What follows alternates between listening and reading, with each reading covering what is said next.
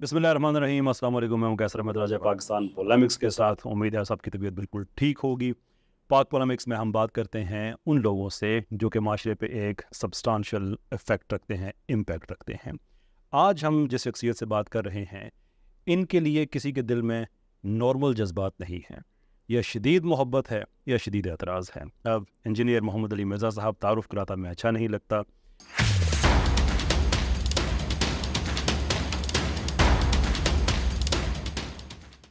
Engineer साहब, बहुत बहुत शुक्रिया आपका, आपने वक्त दिया। जज़ाकल्लाहु खैरा। ला हौला वला कुव्वता इल्ला बिल्लाह। अल्लाहुम्मा सल्लि अला मुहम्मद व अला आलि मुहम्मद। राजा साहब, आपको हमारी एकेडमी में वेलकम है। अल्लाह का नाम लेके शुरू करें जी। बहुत बहुत शुक्रिया आपका। अच्छा, टोन सेट करने के लिए जी जी कि जो रवायती सवालात आपसे होते हैं आम तौर पे, मैं कोशिश करूँगा कि उनसे एक आधा सवाल अगर हो गया जी, तो जी, हो करें। गया। वैसे मेरी यूँ कोशिश होगी कि चूँकि मेरा ताल्लुक ज़्यादा सेकुलरिज़म, एथीज़म, लिबरलिज़म इन चीज़ों के हवाले से है, तो मैं कोशिश करूँगा कि हम उन चीज़ों पे बात करें ज़्यादा। जी जी पर्टिकुलरली रिसेंटली आपकी कुछ पॉडकास्ट भी हुई हैं और आप कुछ अनफॉर्चुनेटली जिस मुल्क में हम रहते हैं वहाँ पे एक क्लिप निकाल के उसको आउट ऑफ कॉन्टेक्स्ट यहाँ वहाँ कर देना। Yeah. तो आइडिया ये है कि हम एक जितनी ज़्यादा उसमें क्लैरिफिकेशन लेके आ सकेंगे जो आपके ख्यालात हैं इस बारे में। लेकिन आपसे बात हो रही हो और फ़िरक़ों का बिल्कुल भी ज़िक्र ना हो तो ये भी मेरे ख्याल में रवायत के ख़िलाफ़ है। जी हाँ। मैं शुरू में सिर्फ एक सवाल करना चाहूँगा आपसे। 100 साल पहले किसी बुज़ुर्ग ने दूसरे बुज़ुर्ग के लिए क्या कहा, उन्होंने उनके लिए क्या कहा, वो बातें किताबों में रह गई, लेकिन प्रैक्टिकली एक इंटेलेक्चुअल इवोल्यूशन हुई, लोग मूव ऑन कर गए। आप खुद कहते हैं कि मेरे पास आने से पहले देवबंदियों को नहीं पता था उनकी किताबों में क्या लिखा हुआ है, बरेलवियों को नहीं पता था क्या लिखा हुआ है। विच मीन्स कि जो किताबों में था वो किताबों की हद तक रहा, प्रैक्टिकली लोग मूव ऑन कर गए। लेकिन अगर आप उनको फिर घुमा फिरा के उन्हीं चीज़ों के अंदर आप दोबारा से उलझा रहे हैं, अचीव क्या कर रहे हैं फिर आप? ला हौला वला कुव्वता इल्ला बिल्लाह। अल्लाहुम्मा सल्लि अला मुहम्मद व अला आलि मुहम्मद। मेरा ख्याल है ये पहला क्वेश्चन ही अपने अंदर एक समुंदर रखता है। श्योर। तो मैं इसे मुख्तसरन एक आम फहम बना के आपके सामने इंशाल्लाह रखने की कोशिश करता हूँ। हमें इससे कोई गर्ज नहीं है कि 100 साल पहले क्या हुआ था और क्या नहीं हुआ था। असल मसला ये है कि हम इस वक्त ये बताना चाह रहे हैं कि प्रैक्टिकली मुसलमान जिस तकलीफ़ से गुजर रहे हैं कि हर फ़िरके ने अपनी मस्जिद अलग बना ली है, एक दूसरे के पीछे नमाज़ पढ़ने के प्रैक्टिकली कायल नहीं हैं, अपने मेंबरों से यही तरगीब दिलाते हैं, जिसका सबसे बड़ा सबूत ये है कि हमारा जो कैपिटल सिटी है इस्लामाबाद, मैं आलमोस्ट 15 साल वहाँ पे रहा हूँ। वहाँ पर एक कॉमन ऑब्जर्वेशन है कि जब भी कोई नया सेक्टर लॉन्च होता है तो उस सेक्टर के लॉन्च होते ही उसकी मस्जिद की जो लोकेशंस है वो भी नक्शे में CDA मेंशन कर देती है, कैपिटल डेवलपमेंट अथॉरिटी। अब वो मस्जिद किस फ़िरके को मिलनी है ये डिफाइन नहीं होता। जिन लोगों की पहुंच होती है वो अंदर राब्ता करके ना पता लगवा लेते हैं कि यहाँ पे मस्जिद है। वहाँ पे जाके वो एक मटका रख लेते हैं, 2 सफ़े बिछा लेते हैं। आहिस्ता आहिस्ता करते करते आप 8-10 साल के बाद जब वहाँ जाएँ तो आपको 3-4 स्टोरी बिल्डिंग नज़र आएगी बनी हुई, और एक फ़िरके का बाहर उसका लेबल लगा होगा और उस फ़िरके के मुताबिक वो लेके चल रहे होंगे। लेकिन साथ ही साथ आपको ये पता चलेगा कि जो दूसरा फ़िरका वाला है वो पैरेलल में पहले तो झगड़ा करेगा उस मस्जिद को छीनने का, फिर CDA उस झगड़े को मिटाने के लिए पैरेलल में उन्हें एक और मस्जिद दे देगी। इस वक्त हर सेक्टर के अंदर बरेलवी, देवबंदी, अहले हदीस, शिया को अलग अलग मसाजिद उन्होंने दी हुई है। ठीक। और ये अलग मस्जिदें इसीलिए हैं कि वो एक दूसरे के पीछे नमाज पढ़ने के कायल नहीं है। आज का एक मॉडर्न इंसान जिनके बारे में आप जैसे लोगों को, हमारे जैसे पढ़े लिखे लोगों को बड़ी फिक्र है कि लोग इस्लाम से मुतनफ़र हो रहे हैं, उसके पीछे रीज़न क्या है? पढ़ा लिखा इंसान ये कहता है ये एक दीन है जो इतने टुकड़ों में बढ़ चुका है, तो किस दीन को हम फॉलो करें? जबकि सारों के मेंबरों से ये भी बताया जा रहा है कि 72 फ़िरके जहन्नम में जाएंगे, प्लस ये भी बताया जा रहा है कि ये है जो जन्नती है, बाकी जो मस्जिदें आपको नजर आ रही है जहन्नमियों की है। ये बताया जा रहा है प्रैक्टिकली। तो ज़ाहिर है एक आम आदमी तो सोचता है मैं किधर जाऊं, या तो मैं रिलीजन छोड़ दूं, और अगर मैंने रिलीजन पे चलना है तो मैं किस मकबे फिक्र को फॉलो करूं। तो इसका रूट कॉज एनालिसिस मैंने किया है कि टूटी कमंद कहां, ये मामला शुरू कहां से हुआ था। कुरान में भी आप देखें अल्लाह ताला ने जब शिर्क का जिक्र किया है तो कहा है कि सूरतुल बकरा में कि पहले लोग एक ही उम्मत थे, फिर आहिस्ता आहिस्ता लोगों ने इख्तलाफ किया, अंबिया को हमने भेजा, जिन्होंने उनकी पैरवी की वो कामयाब हो गए, जिन्होंने रूगर्दानी की वो नाकाम हो गए, और ये एक सिलसिला चलता जा रहा है। तो यही हमने किया कि हमने बताया कि ये आपको जो देवबंद और बरेली इंडिया के 2 शहरों के नाम के ऊपर एक फिरके बने नजर आ रहे हैं, और करोड़ों लोग देवबंदी, करोड़ों लोग बरेलवी हो गए, इसके पीछे इनके बुजुर्ग हैं जिन्होंने ये किया था। اور جب تک آپ یہ نہیں سمجھیں گے کہ ان کی روٹس کیا ہے، آپ اس حق تک پہنچ نہیں سکتے کہ یہ ڈویژن کی وجہ کیا ہے. جب تک آپ تشخیص نہیں کریں گے اس بیماری کا علاج نہیں کر سکتے. البتہ میں اس بات کو سیکنڈ کرتا ہوں کہ اگر کوئی شخص یہ پرانی کتابیں دکھا کر لوگوں کو آپس میں لڑوائے وہ تو بہت بڑا مجرم ہے. لیکن اگر وہ پرانی کتابیں جو عوام سے دور تھیں لیکن ان کے مدارس میں پڑھائی جا رہی ہیں، پاپا جانی الیاس قادری صاحب جن کی جماعت کو ہر سال ایوارڈ ملتا ہے سب سے پیسفل جماعت پاکستان کی، سب سے پیسفل، آپ کے نزدیک بھی وہ بالکل انوسینٹ ہوں گے، کوئی ان کا نوسٹیک ایکٹر نہیں ہے، لیکن وہ اپنے سارے مریدین کو کہتے ہیں کہ احمد بریلوی صاحب نے جو حسام الارمین لکھی ہے نا کتاب، یہ ہر میرے مرید کو پڑھنا، اس پر ایمان لانا واجب ہے. یہ ہمارے عقیدے ہیں جس میں لکھا ہے کہ دیوبند، اہل حدیث اور شیعہ یہ سب مرتد اور واجب القتل ہے. اب مجھے بتائیں ہماری ایجنسیاں ان کو انعام، بلکہ اس دفعہ تو سندھ کی گورنمنٹ نے ان کے لیے پتہ نہیں مستعار امتیاز یہ کون سا ریکمینڈ بھی کر دیا. میں ٹی وی پہ دیکھ رہا تھا یہ ٹسوری صاحب نے، حالانکہ وہ یہ اس قسم کی ان کی تعلیمات ہے تو یہ ختم کوئی نہیں ہوئی ہیں. اس طریقے سے دیوبند نے اس کے جواب میں المحند علی المفند جو لکھی ہے وہ ان کے مدارس میں پڑھائی جاتی ہے. ہمارا جو علماء کا طبقہ ہے نا وہ یہ ساری غلاظت پی کے آتا ہے، لہٰذا ان سے آپ ایکسپیکٹ نہ کریں کبھی اتحاد امت پہ کام کریں گے، یہ کبھی کفار کے خلاف کام کریں گے. یہ غیر محسوس طریقے سے یہ معاملات کو لے کے چلتا رہیں گے. ہم عوام کو ایجوکیٹ کر رہے ہیں کہ ان کے بڑے چکے مسئلہ بگاڑ کے گئے ہیں، چھوٹوں کا اب کوئی علاج ممکن نہیں ہے جب تک کہ آپ ان کو ایکسپوز نہ کریں.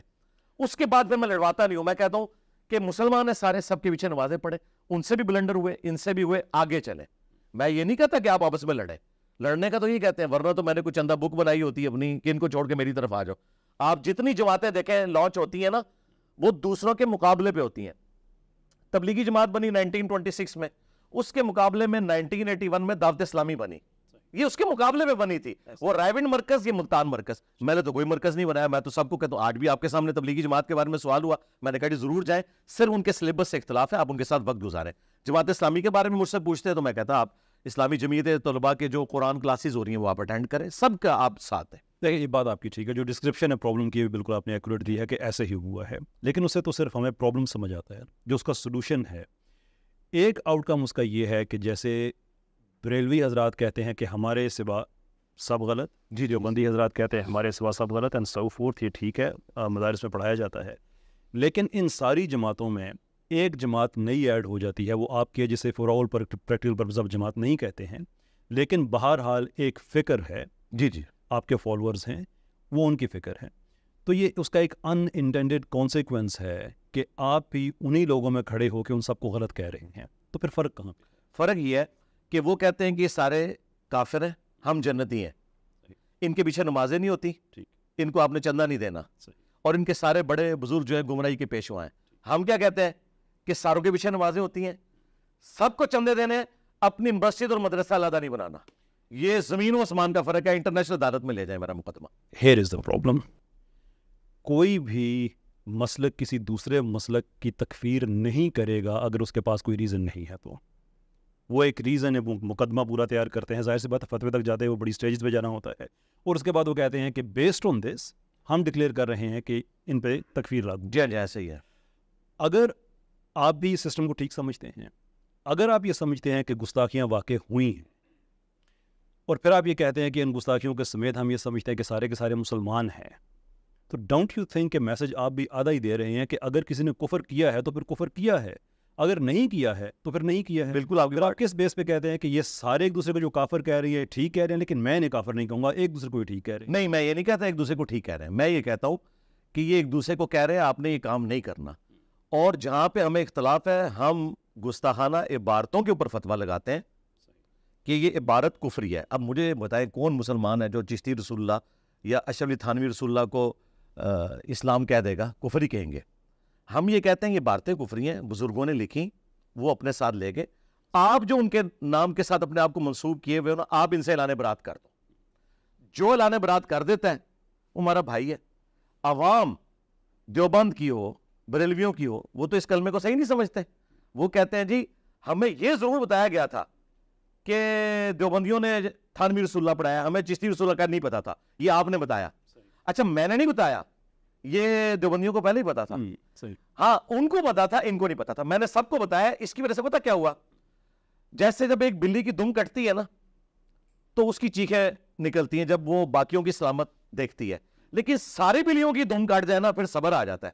میں نے سارے فرقوں کو صبر دلایا کہ یار مسئلہ اگر یہ آپ کے فرقے میں خرابی ہے تو ان میں بھی یہ تھی, لہٰذا اب یہ کرو کہ انہی خرابیوں کے ساتھ آپ اصلاح کی کوشش کرو اپنے فرقے میں رہتے ہوئے, اور کتاب و سنت جو آپ کلیم کرتے ہو کہ قرآن, بخاری, مسلم, یہ اہل سنت کی مین اسٹریم کی کتابیں, انہیں پڑھو. اس میں جو بریلویوں کی حق بات ہے وہ لے لو, جو دیوبند کی ہے وہ لے لو, جو اہل حدیث کی ہے وہ لے لو, لیکن اس کی بنیاد پہ اپنی مسجد الگ نہیں کرنی, چندہ بک نہیں بنانی, مدرسہ نہیں بنانا. انہی کے ساتھ رہنا ہے. آہستہ آہستہ ساتھ رہنے سے ان میں تبدیلی آئے گی. یہ پیغمبرانہ طریقہ یہی ہے نا. نبی علیہ السلام کوئی مشرکین عرب کو چھوڑ کے تو نہیں چلے گئے. آپ نے آہستہ آہستہ انہیں بتایا کہ تم ابراہیمی ہو, لیکن دین ابراہیمی یہ تھا. تو الحمدللہ ہمارے اسٹوڈنٹس آج تک صرف مارے کھا رہے ہیں. میرے کبھی کسی اسٹوڈنٹ نے کسی کو مارا نہیں.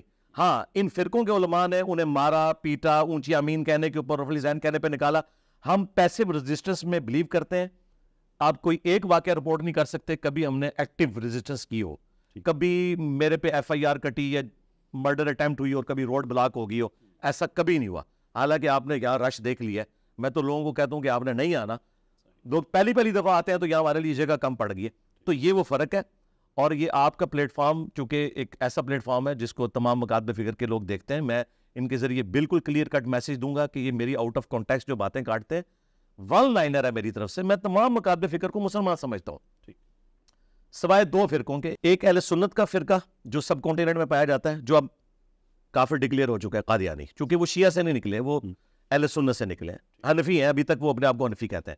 دوسرا شیعہ کا فرقہ جو شام میں پایا جاتا ہے, نصیریہ, جو سیدنا علی علیہ السلام کے لیے الوہیت نعوذ باللہ کلیم کرتے ہیں. یہ دو فرقے کافر ہیں. باقی جتنے بھی فرقے ہیں اہل سنت کے ہوں, حنفی, شافعی, مالکی, حنبلی, فروعی اختلافات ہیں اگرچہ, لیکن عقیدے کے بھی اختلافات ہیں, جس کا سب سے بڑا ثبوت یہ ہے کہ سلطنت عثمانیہ کے دور میں 1517 سے لے کر 1917 تک 400 سال تک کعبے میں 4 مصلے تھے. مجھے بتائیں ان بزرگوں کے اوپر میں صبح شام قنوت نازلہ نہ پڑھوں کہ انہوں نے امت کی جمعیت کو یہ توڑا کہ 400 سال تک کعبہ جو مسلمانوں کی یونٹی کی علامت تھا کہ پوری دنیا میں جہاں کہیں اس طرف رک کر کے نماز پڑھنی ہے, اس میں 4 مصلے ڈال دیے. اور پھر اس سے بڑا دھوکہ یہ دیا کہ چاروں حق میں ہے. اگر چاروں حق میں ہے تو 4 مصلے ڈالے تھے تو فجر کی نماز سارے حنفیوں کے پیچھے پڑھتے, ظہر کی سارے شافیوں کے پیچھے پڑھتے, چلو اس طرح بانٹ لیتے. پیرلل میں نمازیں ان کی ہوتی تھیں. یہ تو سعودی حکومت نے 1926 میں آ کے یہ مصلے اٹھائے ہیں. یہ میں آپ کو بزرگوں کی خدمات بتا رہا ہوں. وہ سلطنت عثمانیہ جس کے نام کے اوپر ہم تحریک خلافت اور یہ کام کرتے ہیں, کام انہوں نے یہ ڈالا ہوا تھا کہ کعبے کی جمعیت کو 400 سال تک 4 مصلوں میں رکھا ہے. تو آپ کے نزدیک بہتر سلوشن یہ تھا کہ کسی ایک مسئلے کو پریولنس دے کے باقی سب کو سپریس کرنا؟ نہیں, یہ ہونا ہی نہیں چاہیے تھا. جو حکومتی لیول کے اوپر امام مقرر کر دیا جائے, دنیا میں کسی بھی فرقے سے کوئی تعلق رکھتا ہے وہ وہاں پہ آ کے اس کے پیچھے نماز پڑھے جس طرح پڑھ رہے. سعودیہ نے ایک امام مقرر کیا ہے نا, وہ اپنے آپ کو نہ تو وہابی کہتا ہے, نہ وہ اپنے آپ کو شافعی کہتا ہے, نہ مالکی کہتا ہے, نہ حنفی کہتا ہے. وہ نماز پڑھاتا ہے, اس کے پیچھے سارے کے سارے لوگ نماز پڑھتے ہیں. یہ کام کرتے. 4 مصلے کیوں ڈال دیے؟ کیا نبی علیہ السلام کے مبارک زمانے میں 4 مصلے تھے؟ چلے خلفائے راشدین کے دور میں یہ تو کبھی نہیں ہوا کہ عقیدے کی بنیاد کے اوپر کعبے کی جمعیت کو آپ توڑ دیں. نبی علیہ السلام دنیا میں تشریف لے آئے تو کتنا ان کا دل دکھے کہ انہوں نے کعبے کے اندر 4 مصلے ڈال دیے, 4 امام. یہ تو صراحتاً میں سمجھتا ہوں کہ امت میں جو چند بڑی بدعتیں ہوئی ہیں نا ہمارے بزرگوں نے کی ہیں, ان میں سے ایک ہی ہے. اس طرح انہوں نے مزارات بنوائے. ٹھیک ہے, ہاں جی, اس سے ہم میٹافورک ڈرائیو کرتے ہیں. پھر پاکستان میں جو ہو رہا ہے مختلف مسالک ہیں, یہ آلموسٹ ایسا ہی جیسے کعبے کے اندر مختلف حملے. جی ایسا ہی ہے, ایسا ہی ہے. ایک ہونی چاہیے. اصل میں آپ یہ کہنا چاہ رہے ہیں کہ پاکستان میں پھر جو اسٹیٹ ہے ریلیجن کے افیئرس کو وہ کنٹرول کرے, وہی ایک مسلک بتا دے, وہی ایک فرقہ بتا دے اور سب اسی کو فالو کریں؟ پھر نہیں, مسلک تو ایک نہیں بتا سکتی کیونکہ یہ تو اب بہت بڑی ڈویژن ہو چکی ہے. صحیح, اس کا تو اب کوئی علاج نہیں ہے. یہی تو ہم کہتے ہیں جو لوگ خلافت کی بات کرتے ہیں انہیں پتہ نہیں کتنا خطرناک کھیل کھیل رہے ہیں. خلافت کا مطلب پتہ کیا ہے کہ اگر ٹی ایل پی کی خلافت قائم ہوتی ہے نا, پھر دیوبند, اہل حدیث اور شیعہ کو پاکستان میں رہنے کا کوئی حق نہیں ہوگا. کس بیس پہ کہتے ہیں؟ وہ اس طرح ہوگا کہ جب وہ آئیں گے تو ان کے بزرگوں کی تو تعلیمات ہیں کہ وہابی واجب القتل ہے. ٹھیک ہے, وہابی جو ہے وہ انگریزوں کی پیداوار ہے. وہ تو امام کعبہ کے پیچھے بھی نماز پڑھنے کے قائل نہیں ہے. ان کے فتوے ہیں میں ان کے بڑوں کے, اور نہ ہی اس چیز کے قائل ہیں. کیا خادم رضوی سے میں نے گن پوائنٹ پہ کلوایا تھا بادشاہی مسجد کے باہر کے چھڑ دے وہابیاں دی کیڑی گل ہے تے سورن دے سور نے وہ ریکارڈنگ ہوئی نا, انہوں نے اذان کو کہا کہ ان کی اذان کا بھی احترام نہیں ہے. بادشاہی مسجد میں دیوبندیوں کا امام ہے, دیوبندیوں کو بھی وہ وہابی کہتے ہیں. تو جب ان لوگوں کی حکومت آئے گی, جو لوگ کہہ رہے ہیں ان کی اذان کا احترام نہیں, وہ نہ ان کے کسی چیز کا بھی احترام نہیں کریں گے. یہ پریکٹیکل ہے. چلے اس پہ ہم آگے بڑھتے ہیں. ابھی ریسنٹلی بھی آپ نے ایک پوڈ کاسٹ میں بات کہی تھی کہ جو سیکولرزم ہے وہ اسلام کے زیادہ نزدیک ہے, اور اس کی آپ نے بیس یہ دی تھی کہ یہ مختلف جو مسالک ہیں یہ ہمیں وہابی اسلام یا شیعہ اسلام یا سنی اسلام, سنیوں کے جو جتنے بھی آگے سب سیٹ ہیں سارے, کہ یہ تو قابل قبول نہیں ہے, تو سیکولرزم پھر اس کے زیادہ نزدیک آ جاتا ہے, اسلام کے زیادہ نزدیک ہے. جی, میں ایز کمپیئر ٹو اس کے ایز کمپیئر ٹو, میں ایک عبارت آپ کے سامنے پڑھنا چاہتا ہوں جارج ہولیوک کی. یہ وہ آدمی ہے جسے سیکولرزم کی ٹرم کوئن کی ہے, لفظ اس نے ایجاد کیا ہے. وہ کہتا ہے کہ secularism is a code of duty pertaining to this life founded on considerations purely human and intended mainly for those who find theology indefinite or inadequate, unreliable or unbelievable. کہ سیکولرزم نظریہ ہی ان لوگوں کے لیے ہے کہ جو الہیات کو ناکافی سمجھتے ہیں, ناقابل یقین سمجھتے ہیں, ناقابل اعتبار سمجھتے ہیں. اس میں سے کون سی چیز آپ کو اسلام کے نزدیک لگتی ہے؟ اس کی تو بات ہی نہیں کر رہا. جب میرے استاد ڈاکٹر اسرار صاحب کہتے تھے اسلامک ڈیموکریسی, تو یہ تو بہت بڑا ظلم ہے. کوئی ویسٹرن ڈیموکریسی ڈاکٹر اسرار یا مودودی صاحب کے کھاتے میں ڈال دیں. اس کی ڈیفینیشن وہ کریں گے. اب یہ لفظ لیا ہے نا سیکولرزم کا, ہم سیکولرزم کی, میں نے اس میں بھی پوری تعریف کی تھی کہ میں کس سیکولرزم کی بات کر رہا ہوں. دیکھیں یہ ٹرمز جو ہے معذرت کے ساتھ گوروں سے ہی ہمارے پاس آئی ہیں. آپ کی پوری اسلامک ہسٹری میں کسی بزرگ نے کبھی بھی کوئی آرگنائز جماعت نہیں بنائی ہے. پہلی جماعت جو بنی ہے نا اسلامک ہسٹری میں وہ جماعت اسلامی ہے.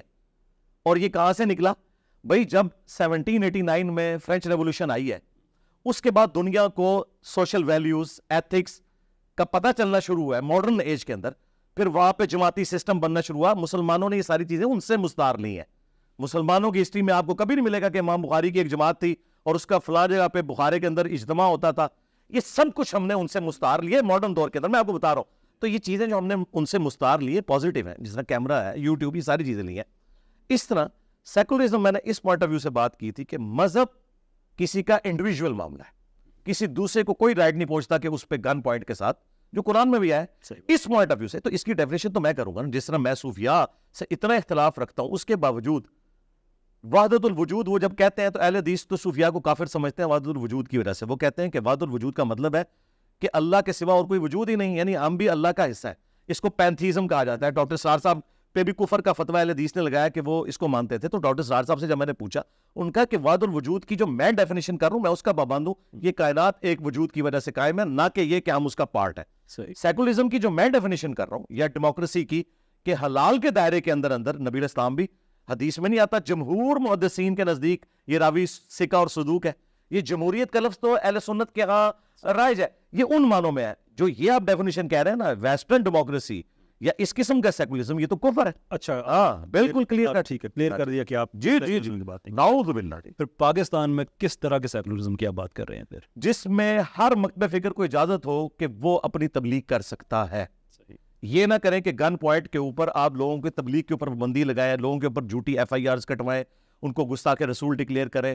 اگر ایک حنفی کی مسجد میں ایک بندہ اونچی آمین یا رفع الیدین کرتا ہے تو اسے کان سے پکڑ کے نکال دیا جائے اور مسجد دھوئی جائے. یہ تو احمد بریلوی صاحب لکھ رہے ہیں کہ مبارک دور تھا, ہمارے استاد تو اگر کوئی وہابی مسجد میں آتا تھا تو مسجد کو غسل دلواتے تھے. اب احمد بریلوی جو ہے پلانٹ ارتھ پہ نبی علیہ السلام کے صحابہ اور تابعین کے بعد سب سے بڑی پرسنالٹی ہے بریلویوں کے نزدیک, اور بریلوی کوئی لاکھوں میں نہیں ہے, کروڑوں میں ہے. تو احمد بریلوی کو تو کبھی غلط نہیں کہہ سکتے. وہ تو ان کے کہنے پہ زمین کو ساکن مانے ہوئے ہیں, جو سائنٹیفک ایکٹ ہے. تو آپ ان سے ہی منوائیں گے کہ وہ یہ فتوے غلط دے کے گئے. تو میں اس پوائنٹ آف ویو سے بات کر رہا ہوں کہ سب کو اجازت ہونی چاہیے. مسجد جب بن گئی ہے, مسجد کے اندر جس طرح حرمین میں آج تک گن پوائنٹ پہ کبھی انہوں نے نہیں کہا کہ آپ رفع الیدین کریں. ادھر تو ہمیں یہ کہانیاں کرواتے ہیں جی آپ انتشار کر رہے ہیں رفع الیدین کر کے, لوگ حنفی ہیں. تو جب تمہارے لوگ وہاں حج کرنے جاتے ہیں, ان کو یہ پٹی کیوں نہیں پڑھاتے ہو کہ امام کعبہ کے ساتھ انتشار نہ کریں, وہ اونچی امین کہتا ہے, رفع الیدین کرتا ہے, تو تم بھی سارے جا کے وہاں رفع الیدین کیا کرو. ادھر تو پکا کر کے بھیجتے ہیں, وہ آپ یہاں پیچھے نماز دیجیے پڑھنی, اگر پڑھے ہوئی تو اپنے طریقے پر پڑھنی ہے. یعنی جو انہوں نے کرائٹیریا دوسروں کے لیے رکھا ہوا ہے وہ اپنے اوپر اپلائی کرنے کے لیے تیار نہیں. فیئر پوائنٹ ہے, لیکن دیکھیں یہ جتنی بھی آپ نے بات کہی ہے مائنڈ نہ کیجیے گا, یہ ایک مفروضے کی بیس پہ ہے کہ اگر یہاں پہ نظام آ جاتا ہے سیکولرزم, یعنی کہ سیکولرزم کے الٹرنیٹو کہتے ہیں شریعت کا نظام آ جاتا ہے یہاں پہ, تو اس میں پھر یہ ہوگا کہ احمد رضا خان صاحب کے ماننے والے دوسروں پہ شدت کریں گے, اس پہ کریں گے. ریالٹی یہ ہے کہ 1952 میں ہمارے سارے مسالک نے اکٹھے ہو کے 22 نکاتی ایک ڈاکومنٹ دیا جو کہ 2011 میں دوبارہ ریوائو ہوا سب کے سگنیچرز کے ساتھ کہ اگر آپ پاکستان میں یہ 22 نکات امپلیمنٹ کر دیتے ہیں تو یہ سارے مسالک کے لیے ایکسیپٹیبل ہیں. وہ زیادہ بہتر ہے یا سیکولر پاکستان زیادہ بہتر ہے؟ نہیں وہ تو بہت اچھی بات ہے، لیکن وہ ساری ممی ڈیڈی باتیں ہیں، ان سے تو کوئی مسئلہ ہوتا ہی نہیں. میں مثال کے مدینہ پڑھے اور وہ پڑھے، آپ کو اس کی اسپرٹ اس میں نظر؟ جی میں آپ کو بتاتا ہوں. مجھے اس اسپرٹ میں 3 چیزیں چاہیے جو بنیادی ہیں، اگر وہ نہیں ہے تو کچھ بھی نہیں ہے. ٹھیک ہے. نمبر 1، کیا اس میں یہ لکھا ہوا ہے کہ تمام مکاتب فکر کے جو امام مساجد حضرات ہیں ان کے پیچھے نماز پڑھنا درست ہے، سب کو چندہ دینا درست ہے، سب کی ایک دوسرے کے پیچھے نماز ہو جائے گی، آپ کسی کو کافر نہیں کہیں گے، یہ لکھا ہوا ہے اس میں؟ اس میں یہ نہیں لکھا ہوا. ہاں تو بس جب کچھ بھی نہیں لکھا. نہیں، جب آپ اسٹیٹ کو رن کرتے ہیں نا تو پھر آپ اس میں یہ نہیں بتاتے کہ مسجد کیسے رن. اچھا ٹھیک ہے، اس میں وہی میں نے ممی ڈیڈی صحیح ورڈ استعمال کیا تھا. اس میں دیکھیں اقلیتوں کے حقوق کیا ہیں لکھا ہوگا، ہر مسلک کی آزادی کا لکھا ہوا ہے، ہر مذہب کی آزادی کا لکھا ہوا ہے، اور قرآن اور سنت سے باہر کسی قانون کے نہ بنائے جانے کا لکھا ہوا ہے. اسٹیٹ کے جتنے اسلام نے پرنسپل دیے ہوئے ہیں وہ سارے کے سارے اس میں لکھے ہوئے ہیں. بائی دا وے ہمارے کانسٹیٹیوشن میں تقریباً باتیں ساری شامل ہیں 2-3 چیزیں چھوڑ کے. ہمارے کانسٹیٹیوشن میں 2-3 چیزیں غیر شرعی ہیں. ہم تو یہ کہتے ہیں کہ اس کانسٹیٹیوشن کو اس کی اپنی اصل اسپرٹ کے ساتھ پاکستان میں امپلیمنٹ کر دیا جائے، اٹس گڈ انف. 2-3 چیزوں کو ان کو فکس کرنے کی ضرورت ہے. لیکن یہ جو سیکولر پاکستان ہے، دیکھیں انجینئر صاحب میرا آپ سے اس چیز پہ اختلاف اس لیے ہے کہ آپ کی آواز ملینز کے حساب سے لوگ سنتے ہیں. پاکستان میں پچھلے 2-3 سال سے ایک ٹرینڈ سٹارٹ ہوا ہے کہ پاکستان کو سیکولرائز کر دیا جائے. ہم نے بنایا تھا اسلامی پاکستان، اس میں بات کروں گا کہ آپ کا ویو ہے کہ جناح سیکولر پاکستان بنانا چاہتے تھے. ہم نے ایک اسٹرگل کی ایک اسلامی شریعت ڈریون پاکستان بنانے کے لیے. ہمارے ساتھ دھوکہ یہ ہوا کہ ہمیں 5-6 سال سوشلزم کے تجربات کیے گئے، باقی ہم پہ کیپٹلزم کے تجربات کی. وہ شریعت جو ہمیں چاہیے تھی وہ ہمیں کبھی ملی نہیں ہے. تو ظلم ہمارے ساتھ یہ کیا جا رہا ہے کہ وہ شریعت تو ہمیں ملی نہیں ہے، جو بچی کچی رہ گئی ہے اس کو بھی کہتے ہیں کہ اصل میں پاکستان اس کی وجہ سے ترقی نہیں کر رہا، لہٰذا اس کو بھی نکالو، پاکستان کو ٹوٹل سیکولر کر دو. ویسے پاکستان میں سیکولرزم سندھ میں پایا جاتا ہے، وہاں پہ دھائیوں سے ایک سیکولر جماعت ہے. سندھ میں جتنا استحصال ہو رہا ہے کسی اور جگہ پاکستان میں نہیں ہو رہا. اس کو ہم نے دیکھ لیا جب اس کو نیشنلائز کیا گیا تھا، اس وقت بھی ہم دیکھ رہے تھے. تو میرا آپ سے اختلاف اس لیے ہوتا ہے کہ آپ کی بات کو مس انٹرپریٹ کرنا سب سے زیادہ آسان ہے، اس لیے کہ آپ کو سننے والے ہر آدمی اپنے ذہن سے میں کلیریفائی کر دیتا ہوں. جب آپ کہتے ہیں کہ نہیں پاکستان اسلام سیکولر سے زیادہ نزدیک ہے اور سیکولرزم، جی دیکھیں میں نے جب اس کو کلیریفائی کیا کہ میں کس پوائنٹ آف ویو سے بات کروں، آپ ان 22 نکات کی طرف آئے. میں نے جو جملہ بولا تھا ممی ڈیڈی چیزوں سے کوئی مسئلہ نہیں ہوگا. آپ چاہے تو آپ کو پڑھ اچھا میں بتاتا ہوں آپ کو، میں نے جو بنیادی بات پوچھی وہ اس کے اندر نہیں ہے نا، تو فرقہ واریت تو اپنی جگہ موجود ہے. سے تعلق نہیں. اچھا اب آپ اسٹیٹ کو رن کرنے کے لیے بات کریں تو سود کی حرمت یقیناً اس کے اوپر تمام مکاتب فکر کا اجماع ہے، اس پہ کسی کو مسئلہ بھی نہیں ہوگا، نہ اس کی وجہ سے کوئی کسی کو مسجد میں داخل ہونے سے روکے گا نہ نکالنے سے. لیکن ہمارا اس وقت مسئلہ یہ ہے کہ جو نان اسٹیٹ ایکٹر بنے ہوئے ہیں ہماری مذہبی جماعتیں، جو دوسروں کے ساتھ اختلاف رائے کرنے کے اوپر ایک دوسرے کو گستاخ صحابہ، گستاخ اہل بیت، گستاخ رسول کہہ دیتے ہیں اور ان کی لائف کو ونریبل کر دیتے ہیں. حتیٰ کہ ہمارے علماء کو اپنی جان بچانے کے لیے یورپ اور امریکہ میں جانا پڑتا ہے، تو وہاں اپنے آپ کو پیسفل فیل کر رہے ہیں. یہاں پہ ایک اہل حدیث بریلویوں کی مسجد میں اونچی آمین کہتے ہوئے ڈرتا ہے، لیکن وہی اہل حدیث یورپ امریکہ میں بریلویوں کی مسجد میں جہاں پیروں نے اپنی گدیاں بنائی ہوئی ہیں اونچی آمین کہتے ہوئے نہیں ڈرتا، کیونکہ اسے پتا ہے کہ یہاں ان کے ڈنگ نکلے ہوئے ہیں. یہ سارے غازی، سارے مجاہدین یہ پاکستان میں پیدا ہوتے ہیں، وہاں جا کے ان کے ڈنگ کیوں نکل جاتے ہیں؟ انگلینڈ پیروں کا دوسرا گھر ہے، وہاں تو کبھی کوئی غازی نہیں پیدا ہوا، وہاں تو کسی نے ایک ٹکیا رکھ کے شیعہ کو نماز پڑھتے ہوئے دیکھ کے مسجد سے نہیں نکالا، یہاں تو جناب پکڑ کے مارنا شروع کر دیتے ہیں. یہ میں بتا رہا ہوں، یہ والی جو چیز ہے نا، یہاں پہ بھی علماء پہ دینی طبقوں پہ جب برا وقت آتا ہے نا تو وہ انہی سیکولر ملکوں کی طرف ہی رخ کرتے ہیں کہ وہاں ان کو کم از کم اپنی جان کی پروٹیکشن ہے. جو اسٹیٹ کی آپ بات کر رہے ہیں، اسٹیٹ 2 چیزوں کے اوپر قائم ہے جی بنیادی طور پہ، احترام جان اور احترام مال. اگر یہ 2 چیزیں نہیں ہیں وہ اسٹیٹ 0 سے ملٹیپلائی اور اسے انشور کرتی ہے جوڈیشری. تو مجھے بتائیں کیا آپ کے ملک میں احترام جان ہے فرقوں کا ایک دوسرے کے لیے؟ نہیں. بس یہی مسئلہ ہے. فرقوں سے باہر نکلے کسی اور جگہ پہ ہے، وہاں پہ بھی نہیں ہے نا. میں بتایا یورپ امریکہ میں میں تسلی سے پڑھ سکتا ہوں، وہاں احترام جان، ہاں پاکستان میں نہیں ہے. وہ دیکھیں میرا اور اس کی ریزن علماء ہے. انجینئر صاحب، ہمارا ان معاملات میں کم سے کم پاکستان اور یورپ کا کوئی مقابلہ نہیں ہے. There are reasons, there are cultural reasons. Pakistan میں جو شدت پسندی ہے، یہ شدت پسندی ہمیں DHA میں نظر نہیں آتی ہے، بحریہ میں بھی نظر نہیں آتی ہے. وہی مسلمان ہیں، وہی مسالک ہیں، لیکن اس کی وجہ یہ ہے کہ وہاں پہ لوگ آسودگی کے ساتھ رہتے ہیں، دیر فوری چیزیں میٹر نہیں کرتی ہیں. ہم 2 ڈاکو پکڑ لیتے ہیں، ان کو زندہ جلا دیتے ہیں، اس کے پیچھے مذہب تو نہیں ہوتا. اکنامکلی لوگ بھرے پڑے ہیں، وہ ایک اور بات ہے، لیکن پھر بھی جڑا والا واقعہ ہوا اور واقعات ہوئے. پاکستانی قوم ریزسٹنس شو کرتی ہے. جرمنی میں 8 سال میں 850 سے زیادہ مساجد پہ حملے ہوئے، ایک بندہ باہر نہیں نکلا کبھی.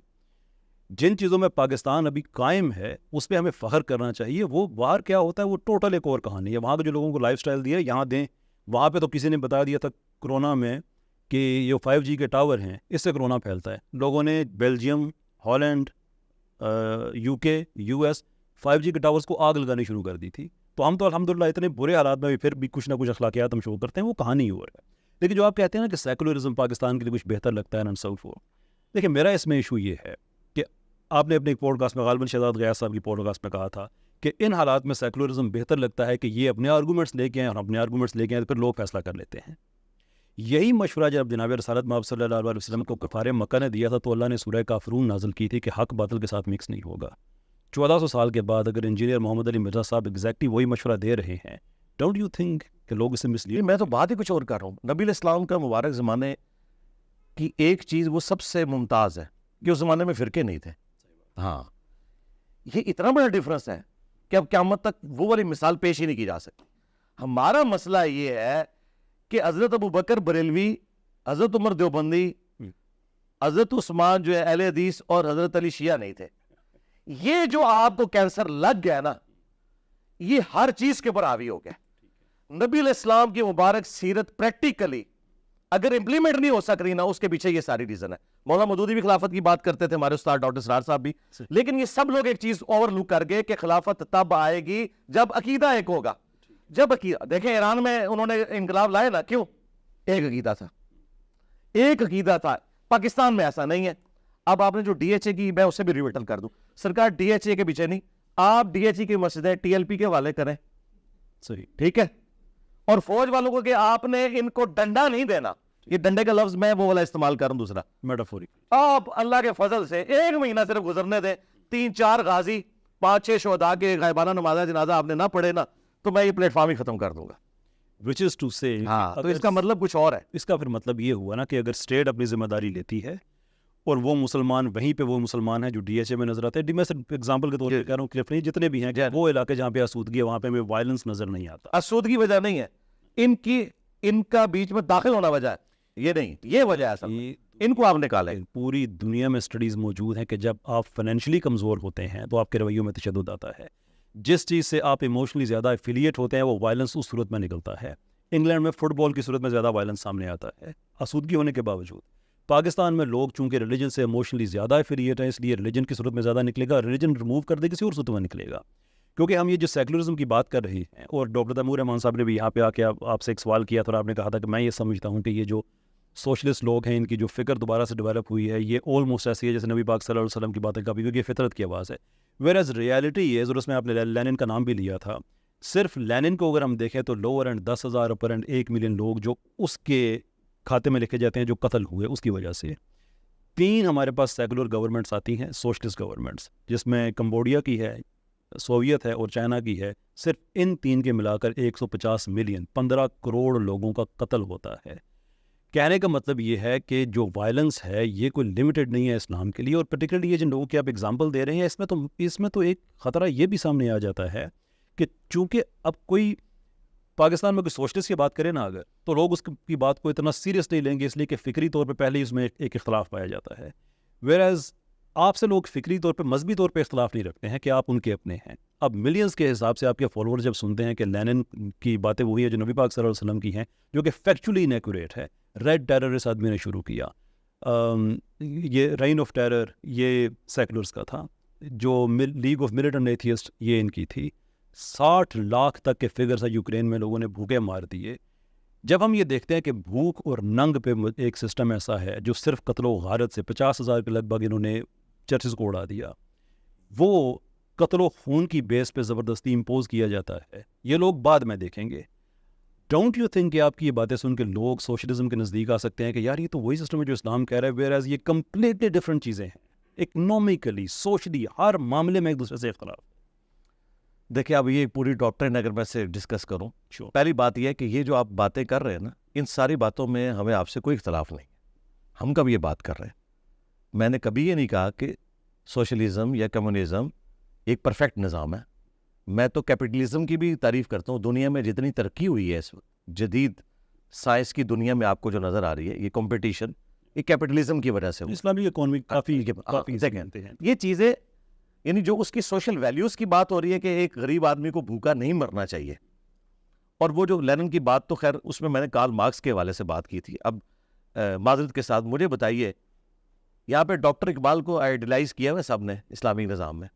آپ کو پتا ہے ڈاکٹر اقبال نے کارل مارکس کے بارے میں کیا کہا ہوا ہے؟ بڑی اچھی بات ہے کی ہے نا, تو ٹھیک ہے, ہم ان کے ساتھ ایگری کرتے ہیں کہ ڈاکٹر اقبال نے ٹھیک ہے. میں اس معاملے میں آپ سے متفق ہوں جو آپ نے امام مالک کے حوالے سے بتایا تھا. اچھی بات کہ جناب چلے آپ نے تو بات ہی ختم کر دی. میں تو اس کا مطلب ہے اپنی آڈینس کو یہ بتائیں کہ ڈاکٹر اقبال کو جو پیغمبر بنا لیا نا پاکستانی قوم نے, خدا کے لیے اس سے باہر نکلے. انہوں نے بڑی عجیب و غریب باتیں کی ہیں. وہ جس سے بھی, وہ ہٹلر سے بھی متاثر ہے.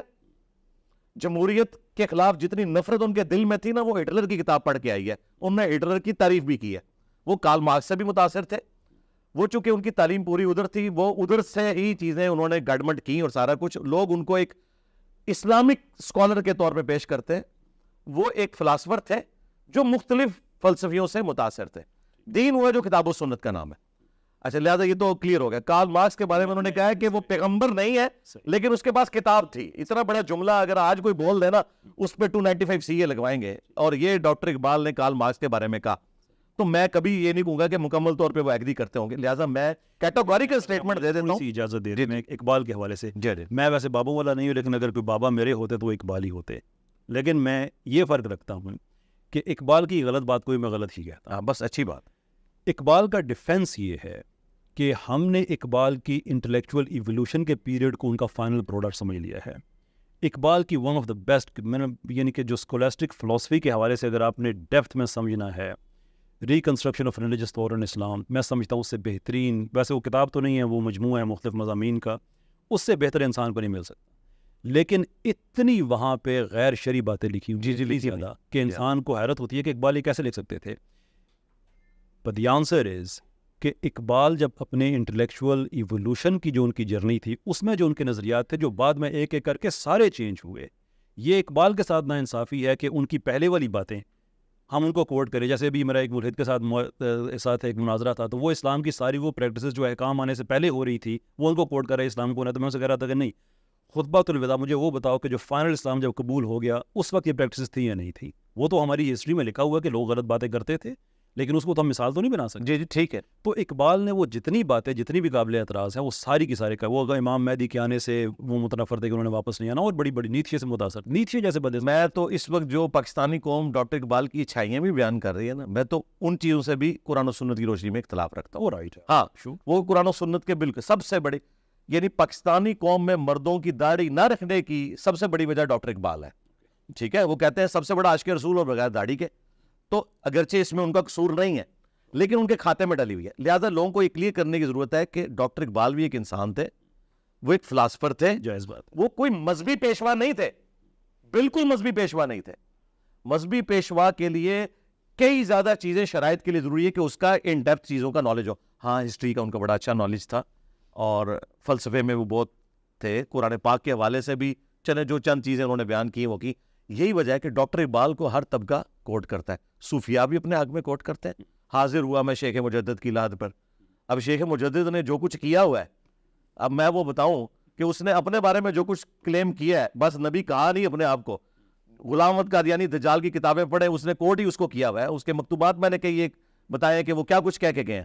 اچھا, تو بات یہ کہ وہ ہر بندے سے متاثر ہوتے تھے. ہٹلر سے وہ متاثر ہیں, کارل مارکس سے وہ متاثر ہے, شیخ مجدد سے وہ متاثر ہے رہے. ہاں لیکن یہ ہم ان کا جو دفاع کرنے کی کوشش کر رہے ہیں نا, یہ تب ہوگا دفاع یہ ہوگا کہ وہ اپنی زندگی کے آخری ان ساری چیزوں میں نا ان ساری چیزوں کو مینشن کر کے ان کا ڈینائل کریں گے. ساری کا کیا. اچھا, اگر وہ ڈینائل انہوں نے کیا ہوا ہے نا ان چیزوں کا, تو وہ آپ میرے ساتھ شیئر کیجیے گا. تو بڑی اچھی بات ہے کہ انہوں نے ان چیزوں کا ڈینائل کیا. جی ریکنسٹرکشن میں انہوں نے لکھا کہ امام مہدی کے بارے میں انہوں نے لکھا تو یہ زرتشت کے لوگوں کا آئیڈیا ہے, کوئی اسلام میں ایسا نہیں. کلیئر ڈینائل کی.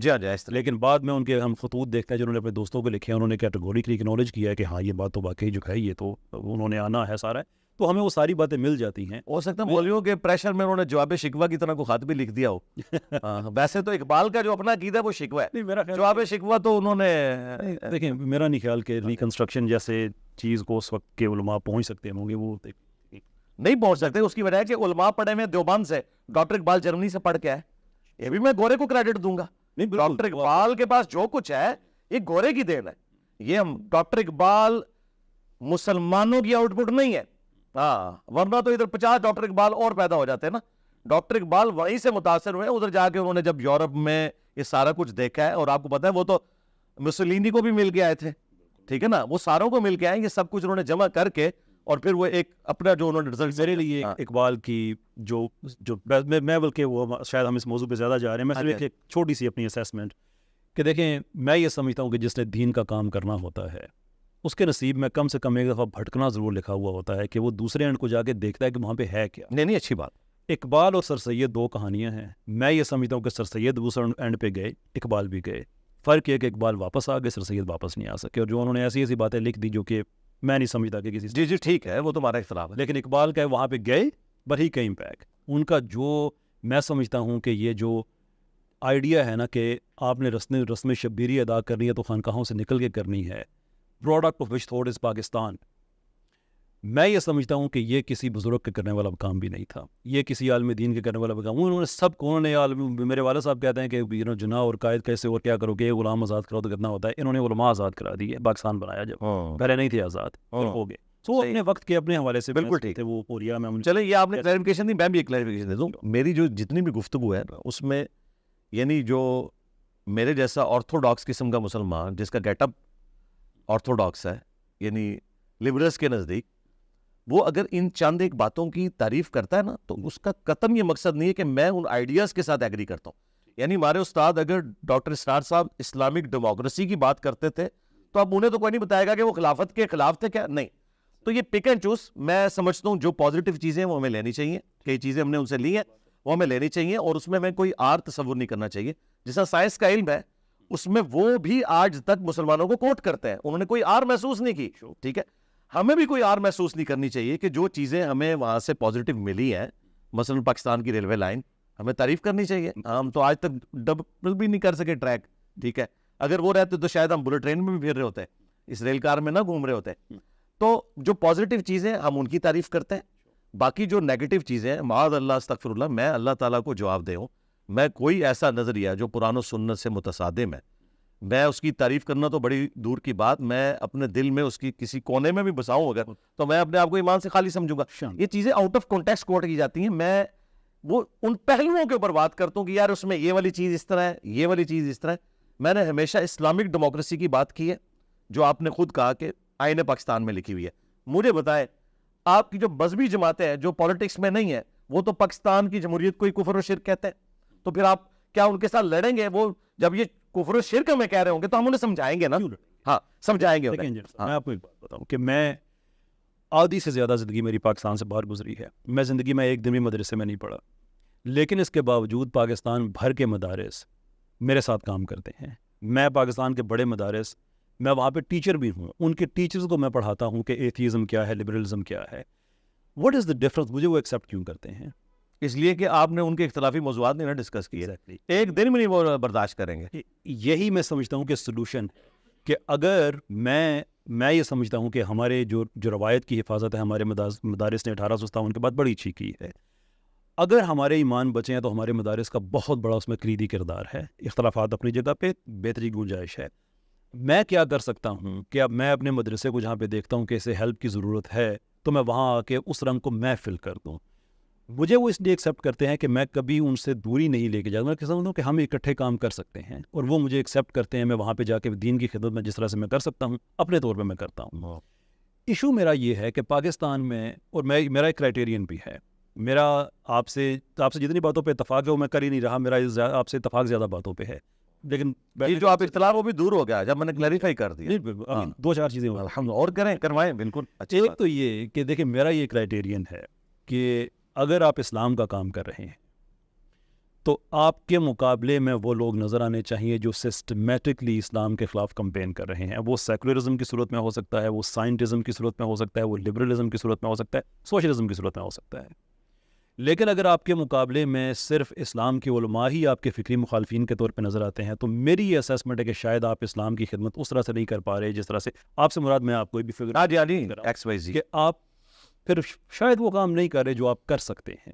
وہ یہی وجہ ہے کہ میرے پاکستان میں جتنے بھی میں پاکستانی اسکالرس میں بات نہیں کرتا. میں نے صرف ایک ہی ویڈیو تنقیدی بنائی, وہ میں نے آپ پہ ہی بنائی ہے, باقی میں نے کسی اسکالر پہ نہیں بنائی. اچھا, میرے پہ بنائی ہے انوب شرما والے, اس میں بھی بات. اچھا, وہ بھی بڑے عزت احترام کے ساتھ کہ میری یہ اسیسمنٹ تھی کہ شاید آپ کے پاس کچھ چیز میں نے سنا تھا, میں نے دیکھی نہیں ہے. چلے میں اس پہ بھی آپ کا میں ویو بھی سے لیتا ہوں. ڈونٹ یو تھنک کہ آپ بہت زیادہ اسلام کے لیے کر سکتے ہیں اگر آپ مدارس کو ساتھ لے کے چلیں, کیونکہ مجھے پتہ ہے کہ ہمارے مدارس کے اندر بیٹھے ہوئے لوگ بھی اپنے بزرگوں کی ان کتابوں کو ڈس اون کر کے آگے بڑھنے کے لیے تیار ہیں, لیکن جب آپ انہیں چیلنج کرتے ہیں تو ہر آدمی ڈیفینس میں چلا جاتا ہے. بڑی پکی بات ہے. ٹھیک ہے, آپ کسی کے باپ نے قتل کیا ہے, وہ سے کہیں تمہارا باپ قاتل ہے, تو وہ دفاع تو کرے گا آگے سے. تو ڈونٹ یو تھنک کہ الٹرنیٹیو روٹ بہتر ہے کہ آپ سب کو ملا کے ساتھ چلیں؟ دیکھیں یہ جو آپ کی خواہش ہے نا جی, میں 100% اس کا احترام کرتا ہوں, کاش ایسا ہی ہو سکتا. لیکن پریکٹیکلی یہ ہے کہ سب سے پہلے میں اپنے والے سے کلیریفائی کر دوں کہ جن ٹاپکس کی آپ بات کر رہے ہیں نا, معذرت کے ساتھ ان ٹاپکس پہ صرف میری ہی ویڈیوز ہیں, کسی عالم دین کی ویڈیوز نہیں ہیں. ایتھیزم کے اوپر میری درجنوں ویڈیوز ہیں, کیونکہ میری ایک فیلڈ بھی ہے, میکینیکل انجینئر ہوں میں. اور اس طریقے سے ایتھیزم یا جو جیوز اور کرسچنس کی طرف سے اسلام کے اوپر جب بھی حملے ہوتے ہیں, میں انٹلیکچولی قرآن و سنت کی روشنی میں اسلام کی پوزیشن کو واضح کرتا ہوں. میں کبھی بھی اس ذمہ داری سے عہدہ برآں نہیں ہوا, اور معذرت کے ساتھ جو ہمیں یہ مفت مشورے دے رہے ہوتے ہیں ان کو کبھی یہ دفاع کرنے کی توفیق بھی نہیں ملی.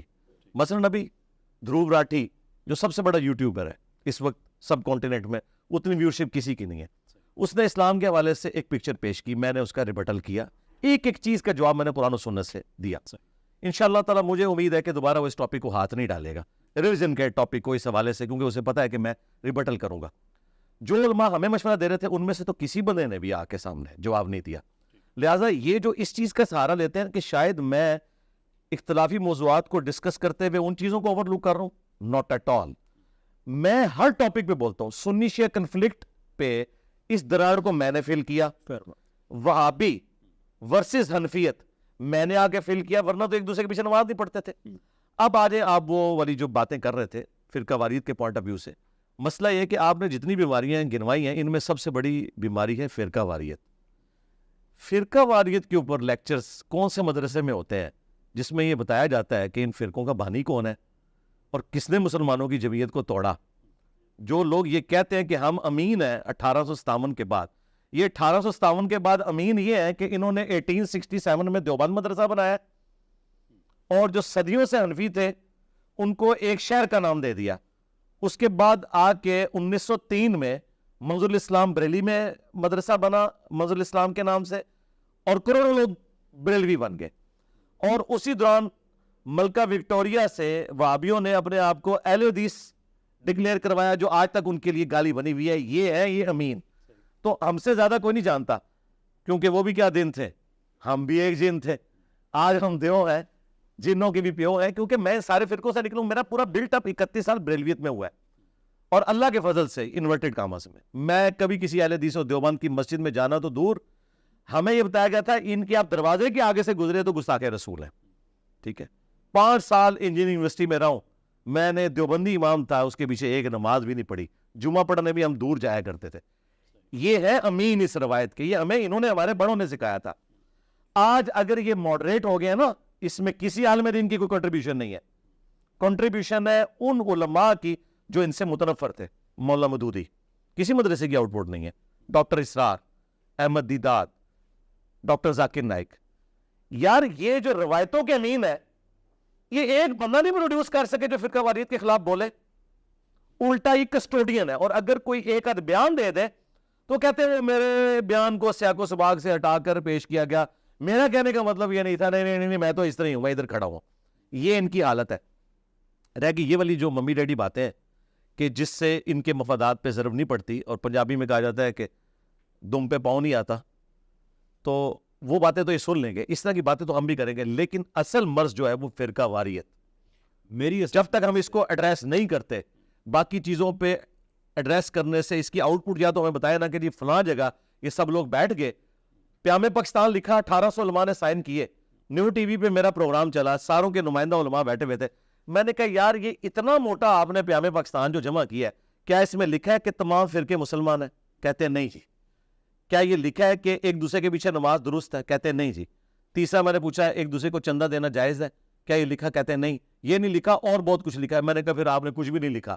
پیام پاکستان تو یہ ہونا چاہیے تھا, اگر آپ فرقہ واریت کے خلاف کوئی کام کر رہے ہیں تو یار یہ 3 جملے نہیں لکھ سکتے. یہ چاہتے ہیں کہ ہم اپنی وہ آئیڈینٹی بھی قائم رکھیں اور پلس اتحاد امت ہو جائے. اس طرح کا اتحاد امت کبھی نہیں ہونا. تعالوا الی کلمۃ سواء بیننا و بینکم, اس کامن ٹرم کے اوپر جب نہیں آتے, جب آپ نے ڈکلیئر کیا کہ قرآن بخاری مسلم ہماری کتابیں ہیں, تو سرکار جو پھر قرآن بخاری مسلم میں لکھا ہوا ہے, اگر کوئی سنی اس سے غداری کرتا ہے وہ یہ نہیں کہہ سکتا کہ میں اہل سنت کی روایت کا امین ہوں. اہل سنت کی روایت کا امین وہ ہوگا جو ان کتابوں کو ساتھ لے کے چلے گا. اور اگر وہ کہتے ہیں کتابوں کو چھوڑو, آپ ہمارے بزرگوں کے فتوے لو, تو بھئی تمہارے بزرگوں کی تو عزت ان کتابوں کی وجہ سے کی تھی. جب تمہارے بزرگ ان کتابوں کے غدار نکل آئے تو ان کی بزرگی تو ویسے ہی ختم ہوگی ہمارے نزدیک. دیکھیں اسلام میں تو آپ چیلنج کر سکتے ہیں, وہ تو ایشو نہیں ہے, دیٹس فائن. اس میں فالو اپ کئی کوشچنس بنتے ہیں, لیکن مجھے لگتا ہے ہم اپنے ٹاپک سے ہٹ جائیں گے جو سیکولرزم اور اس طرح کی جو ہم نے باتیں شروع کی تھی. So let's get back to that. آپ نے اپنی ایک ریسنٹ پوڈ کاسٹ میں کہا کہ لوگوں کو ہم یہ نہیں بتا سکتے کہ جناح تو ایک سیکولر پاکستان بنا رہے تھے. کیوں آپ کو لگتا ہے کہ وہ سیکولر پاکستان؟ تو چلے آپ بتا دیں.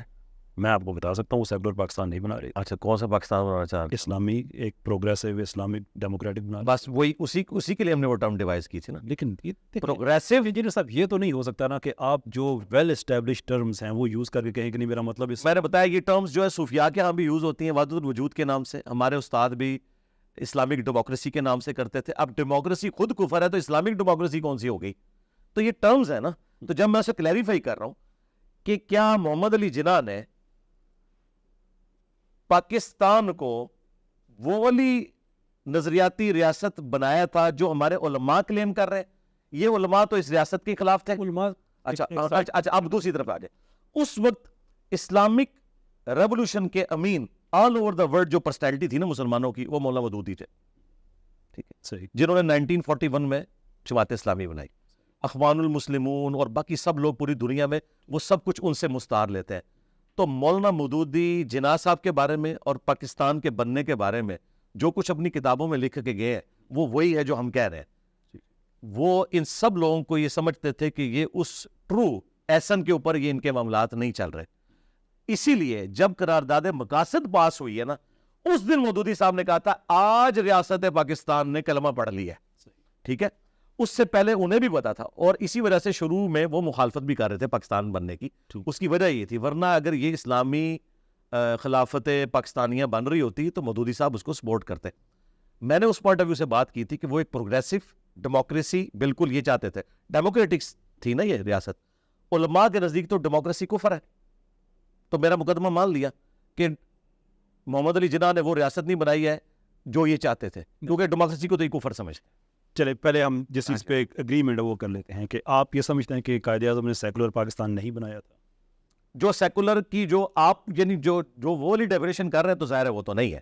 تو دیکھیں نا, آپ کی اس گفتگو کے بعد سوشل میڈیا پہ آپ کے کلپس چلے ہیں جس پہ کچھ لوگوں نے اعتراض کیا. جواب میں جو یہاں پہ سوشلسٹ سیکولر طبقہ ہے انہوں نے قائد اعظم کا حلف نامہ اس کی پکچر وہاں پہ لگا دی کہ دیکھو یہ تو سارا سیکولر پاکستان. اور اس آئیڈیا کو انڈورسمنٹ کہاں سے مل رہی ہے؟ انجینئر محمد علی مرزا سے مل رہی ہے. حالانکہ اگر ہم صرف اس پرسپیکٹو کو دیکھیں کہ 1940 سے لے کر 1947 تک جو الیکشن ہو گئے ہیں وہ 1945-46 میں ہوئے ہیں, دسمبر جنوری میں. کوئی آدمی تھوڑے سے کامن سینس کے ساتھ کیا امیجن کر سکتا ہے کہ گھر گھر کمپین ہو رہی تھی, گلی گلی جلسے ہو رہے تھے, پاکستان کا آئیڈیا لوگوں کو سمجھایا جا رہا تھا, تو وہ لوگ یہ کرتے تھے کہ کسی کے دروازے پہ دستک دی, اس نے دروازہ کھولا, صاحب خانہ نے اسے کہا کہ ہم ایک سیکولر پاکستان بنانا چاہ رہے ہیں اور آپ کی ہمیں سپورٹ کی. نہیں, ناٹ ایٹ آل. پاکستان کا مطلب کیا, لا الہ الا اللہ, یہ نعرہ یوز کیا گیا ہے, اس میں کوئی شک نہیں ہے. اور اس کے علاوہ قائد اعظم کی 90 اسپیچز کا تو میں نے انالیسس کیا ہے کہ وہ بڑے کلیئر تھے کہ کوئی سیکولر پاکستان نہیں بننے جا رہا, یہ ایک اسلامی فلاحی ریاست بننے جا رہی ہے جس میں باقیوں کو بھی اجازت ہوگی. باقیوں کو مطلب کس چیز کی؟ غیر مسلموں کو تو شرعی طور پہ تو اجازت ہے. دیکھ لیں پھر کیا ہو رہا ہے ادھر. اگر جرم ہوا تو اس کا مطلب یہ تو دیکھیے وہ تو ایک جرم ہے نا. اور ہم اسے جرم کیوں کہتے ہیں؟ اس لیے کہ ہمیں جناح کے پاکستان کا کلیئر آئیڈیا ہے. جب اس پریکٹس کو ہم اس کے اگینسٹ بس یہ چیز ہو جائے تو پھر مسئلہ ختم, میرا اور آپ کا جھگڑا ختم. میں ہاں جی, بالکل تو جرم ہے. ٹھیک ہے, لیکن میں پھر وہی آؤں گا کہ جو اسلامک ریاست کے یا خلافت کے کسٹوڈین ہیں نا, ان کے نزدیک جو پاکستان انہوں نے محمد علی جناح نے بنایا تھا پروگریسو ڈیموکریٹک ویلیوز کے اوپر, وہ تو اسے کفر سمجھتا ہے. دیکھیں اگر آپ مودودی یہ کاش ان کو نہیں, مودودی صاحب کی نہیں, مودودی صاحب تو اب چلے گئے اللہ کے پاس, جو اس وقت دنیا میں موجود ہے علماء. میں غلط فہمی دور کرنا چاہتا ہوں کہ یہ جو بات آپ نے کہی ہے بہت سے لوگ ہمارے اس سیکولر طبقے میں بھی کہتے ہیں کہ مودودی صاحب تو اس کو نہیں ٹھیک سمجھتے تھے. ہاں جی, سوال یہ ہے کہ کروڑوں لوگوں کی محنت جو کہ ایک اسلامی ریاست بنانے جا رہے تھے ورسز مودودی صاحب کا یہ اختلاف ریاست کے قیام پہ نہیں, میتھڈولوجی پہ کہ جس کو آپ اسلامی کہتے ہیں وہ اس سے بہتر ایسے ہو سکتی ہے. جی جی جی, یعنی کہ وہ بھی اس کو یہ نہیں کہتے تھے کہ غیر اسلامی ہے, وہ یہ کہتے تھے کہ اصل میں اسلام یہ ہے. جی جی, اور اس کے بعد جب پاکستان بن گیا تو یہ مودودی صاحب کے الفاظ تھے کہ اچھا آپ نے اسلام کے نام پہ ریاست بنا لی ہے نا, تو اب اس کو اسلام کے نام پہ چلائیں. یعنی کہ وہ کبھی بھی یہ نہیں کہتے تھے اسلام کے نام پہ نہیں بنا, وہ یہ کہتے تھے کہ آپ کے پاس وہ لیجٹمیسی نہیں ہے, آپ کی وہ آپ تحقیق نہیں ہے اسلامی کہ آپ وہ بنا سکیں وغیرہ, کہ آپ باہر سے پڑھ کے ہیں, ٹھیک ہے وہ اپنی جگہ پہ ایک اور بات تھی. But that is not to say کہ جو آئیڈیا تھا کہ ہم نے اسلامی ریاست بنانا ہے اس پہ کوئی کمپرومائز تھا. تو اگین میں یہ چاہتا ہوں کہ آپ کی طرف سے بالکل کلیریفائی, یہ بالکل میری طرف سے کلیئر ہے, اور اس جملے کے ساتھ کلیئر ہے کہ جو ہمارا مذہبی طبقہ جس کو اسلامی نظام کہتا ہے اس کے تحت تو بالکل پاکستان نہیں بنا ہوا. جسے یہ اسلامی نظام کہتے ہیں یہ ڈیموکریسی کو کفر کہتے ہیں, یہ کہتے ہیں خلیفہ اوپر آ کے بیٹھے گا, اور وہ جو جس طریقے سے ان کے نزدیک تو ابھی بھی کفر ہے. ہاں میرے نزدیک تو مسلمان. تو خلافت میں کیا ایشو ہے؟ خلافت کس فرقے کی؟ doesn't have to be کسی نہ سرکار, اگر وابیوں کی آئے گی تو سب سے پہلے دربار ٹوٹیں گے نا. یہ ایک مفروضے کی حد تک, یہ مفروضہ نہیں, پریکٹیکل ہے. پریکٹیکل میں آپ کو بتا دوں سعودیہ میں 1926 میں جب وابیوں کی حکومت آئی ہے تو انہوں نے سارے مزارات سلطنت عثمانیہ کے گرا دیے. تو یہاں پہ بھی جب وابیوں کی حکومت آئے گی تو داتا دربار بھی, پاک پتن بھی, سارا کچھ گرے گا. نہیں, میں آپ سے یہی کہہ رہا ہوں ہاں کہ ہمارے 22 نکات میں ان ساری چیزوں کو سیکیورٹی ہے. کیا ایک مفروضہ ہے کہ میں ایسے اسلامی نظام کے لیے اللہ تعالیٰ مجھے کبھی نہ چنے جس میں ان چیزوں کو سیکیورٹی ہے کہ جو غیر اسلامی چیزیں, تو پھر آپ یہ کہیں نا کہ ہونا وہ چاہیے جو قرآن و سنت میں قرآن و سنت کے ایگزیکٹلی وہی لکھا ہوا ہے, اور اس کے علاوہ جتنا میں سب کے سب ختم کر دیں, ختم ہونا چاہیے. پرابلم یہ ہے کہ آپ تو سارے کے سارے مسالک کو غلط کہتے ہیں. تو پھر اگر کوئی خلافت کا نظام ایسا آ جائے کہ جس میں خلیفہ ہوں انجینئر محمد علی مرزا صاحب, اور وہ بائی فورس کوش کر کے رکھتے سارے مسالک, نہیں میں ایسا نہیں کروں گا, میں ایسا نہیں کروں گا. میں رائے عامہ ہموار کروں گا, اور میجارٹی کو میں اسلامک ڈیموکریسی میں بلیو کرتا ہوں.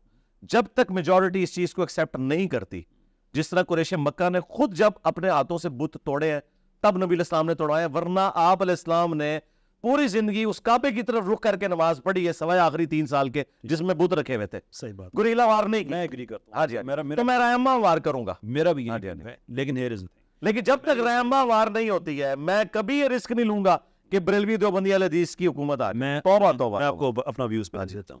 میں یہ سمجھتا ہوں کہ جمہوریت لبرل ڈیموکریسی نہیں, لبرل ڈیموکریسی کے میں ہمیشہ خلاف ہوں. ٹھیک ہے, لبرل ڈیموکریسی میں صرف لبرل ویلیوز کی پریزرویشن ہوتی ہے, اس کے علاوہ آپ مار دیں, جنگ کر دیں, کچھ بھی کر دیں, سب جائز ہے. یہی وجہ ہے کہ لبرل وارفیئر دنیا میں سب سے زیادہ ہے. میں یہ سمجھتا ہوں کہ لوگوں کے پاس یہ رائے یہ ہونی چاہیے, یہ حق ان کے پاس ہونا چاہیے. اور آپ ہی کا جملہ بڑا زبردست ہے کہ آپ اس پہ جمہوریت کر سکتے ہیں کہ افطار میں آپ نے کیا کھانا ہے, یہ نہیں ہو سکتا کہ حلال ہوگا یا حرام ہوگا, وہ تو طے ہو گئے ہیں. اب ہم جمہوریت کو استعمال کرتے ہوئے اگر کل پاکستان کے لوگ اس نتیجے پہ آتے ہیں کہ بھائی ہم نے یہ سارا سسٹم دیکھ لیا ہے, اس میں ہماری کوئی سیکیورٹی نہیں ہے, ہم نے جمہوری طریقے سے خلافت لے کے آنی ہے, ایک پارٹی لانچ کرنی ہے جس کا مینیفیسٹو لوگوں کے پاس جائے گا, رائے عامہ ہموار ہوگی, وہ کرنٹ سسٹم کے تحت الیکشن لڑے گی, الیکشن جیتنے کے بعد پاکستان کا کانسٹیٹیوشن چینج کر کے خلافت کو لے کے آئے گی. آپ کا اس پہ کوئی اعتراض؟ خلافت کس فرقے کی؟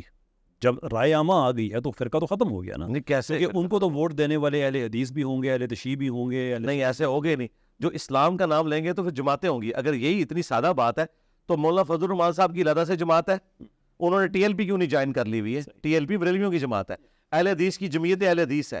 پریکٹیکل ہے یہ. اگر خوابوں کی دنیا میں ہم رہنا چاہتے ہیں ضرور رہیں, یہ ویژول تھنکنگ ہے, اس میں ہم جس طرح امیین بھی رہتے تھے ہم ضرور رہیں. پریکٹیکل یہ مجھے بتائیں کہ یہ وہ جماعت ہے جس میں تمام مکاتب فکر کے لوگ اپنے اپنے عقائد کے ساتھ موجود ہیں, تو معذرت کے ساتھ وہ وہی جماعتیں نکلیں گی جن کو آپ سیکولر جماعتیں کہتے ہیں. پرابلم یہاں پہ یہ ہے انجینئر صاحب کہ this makes you very dangerous مین.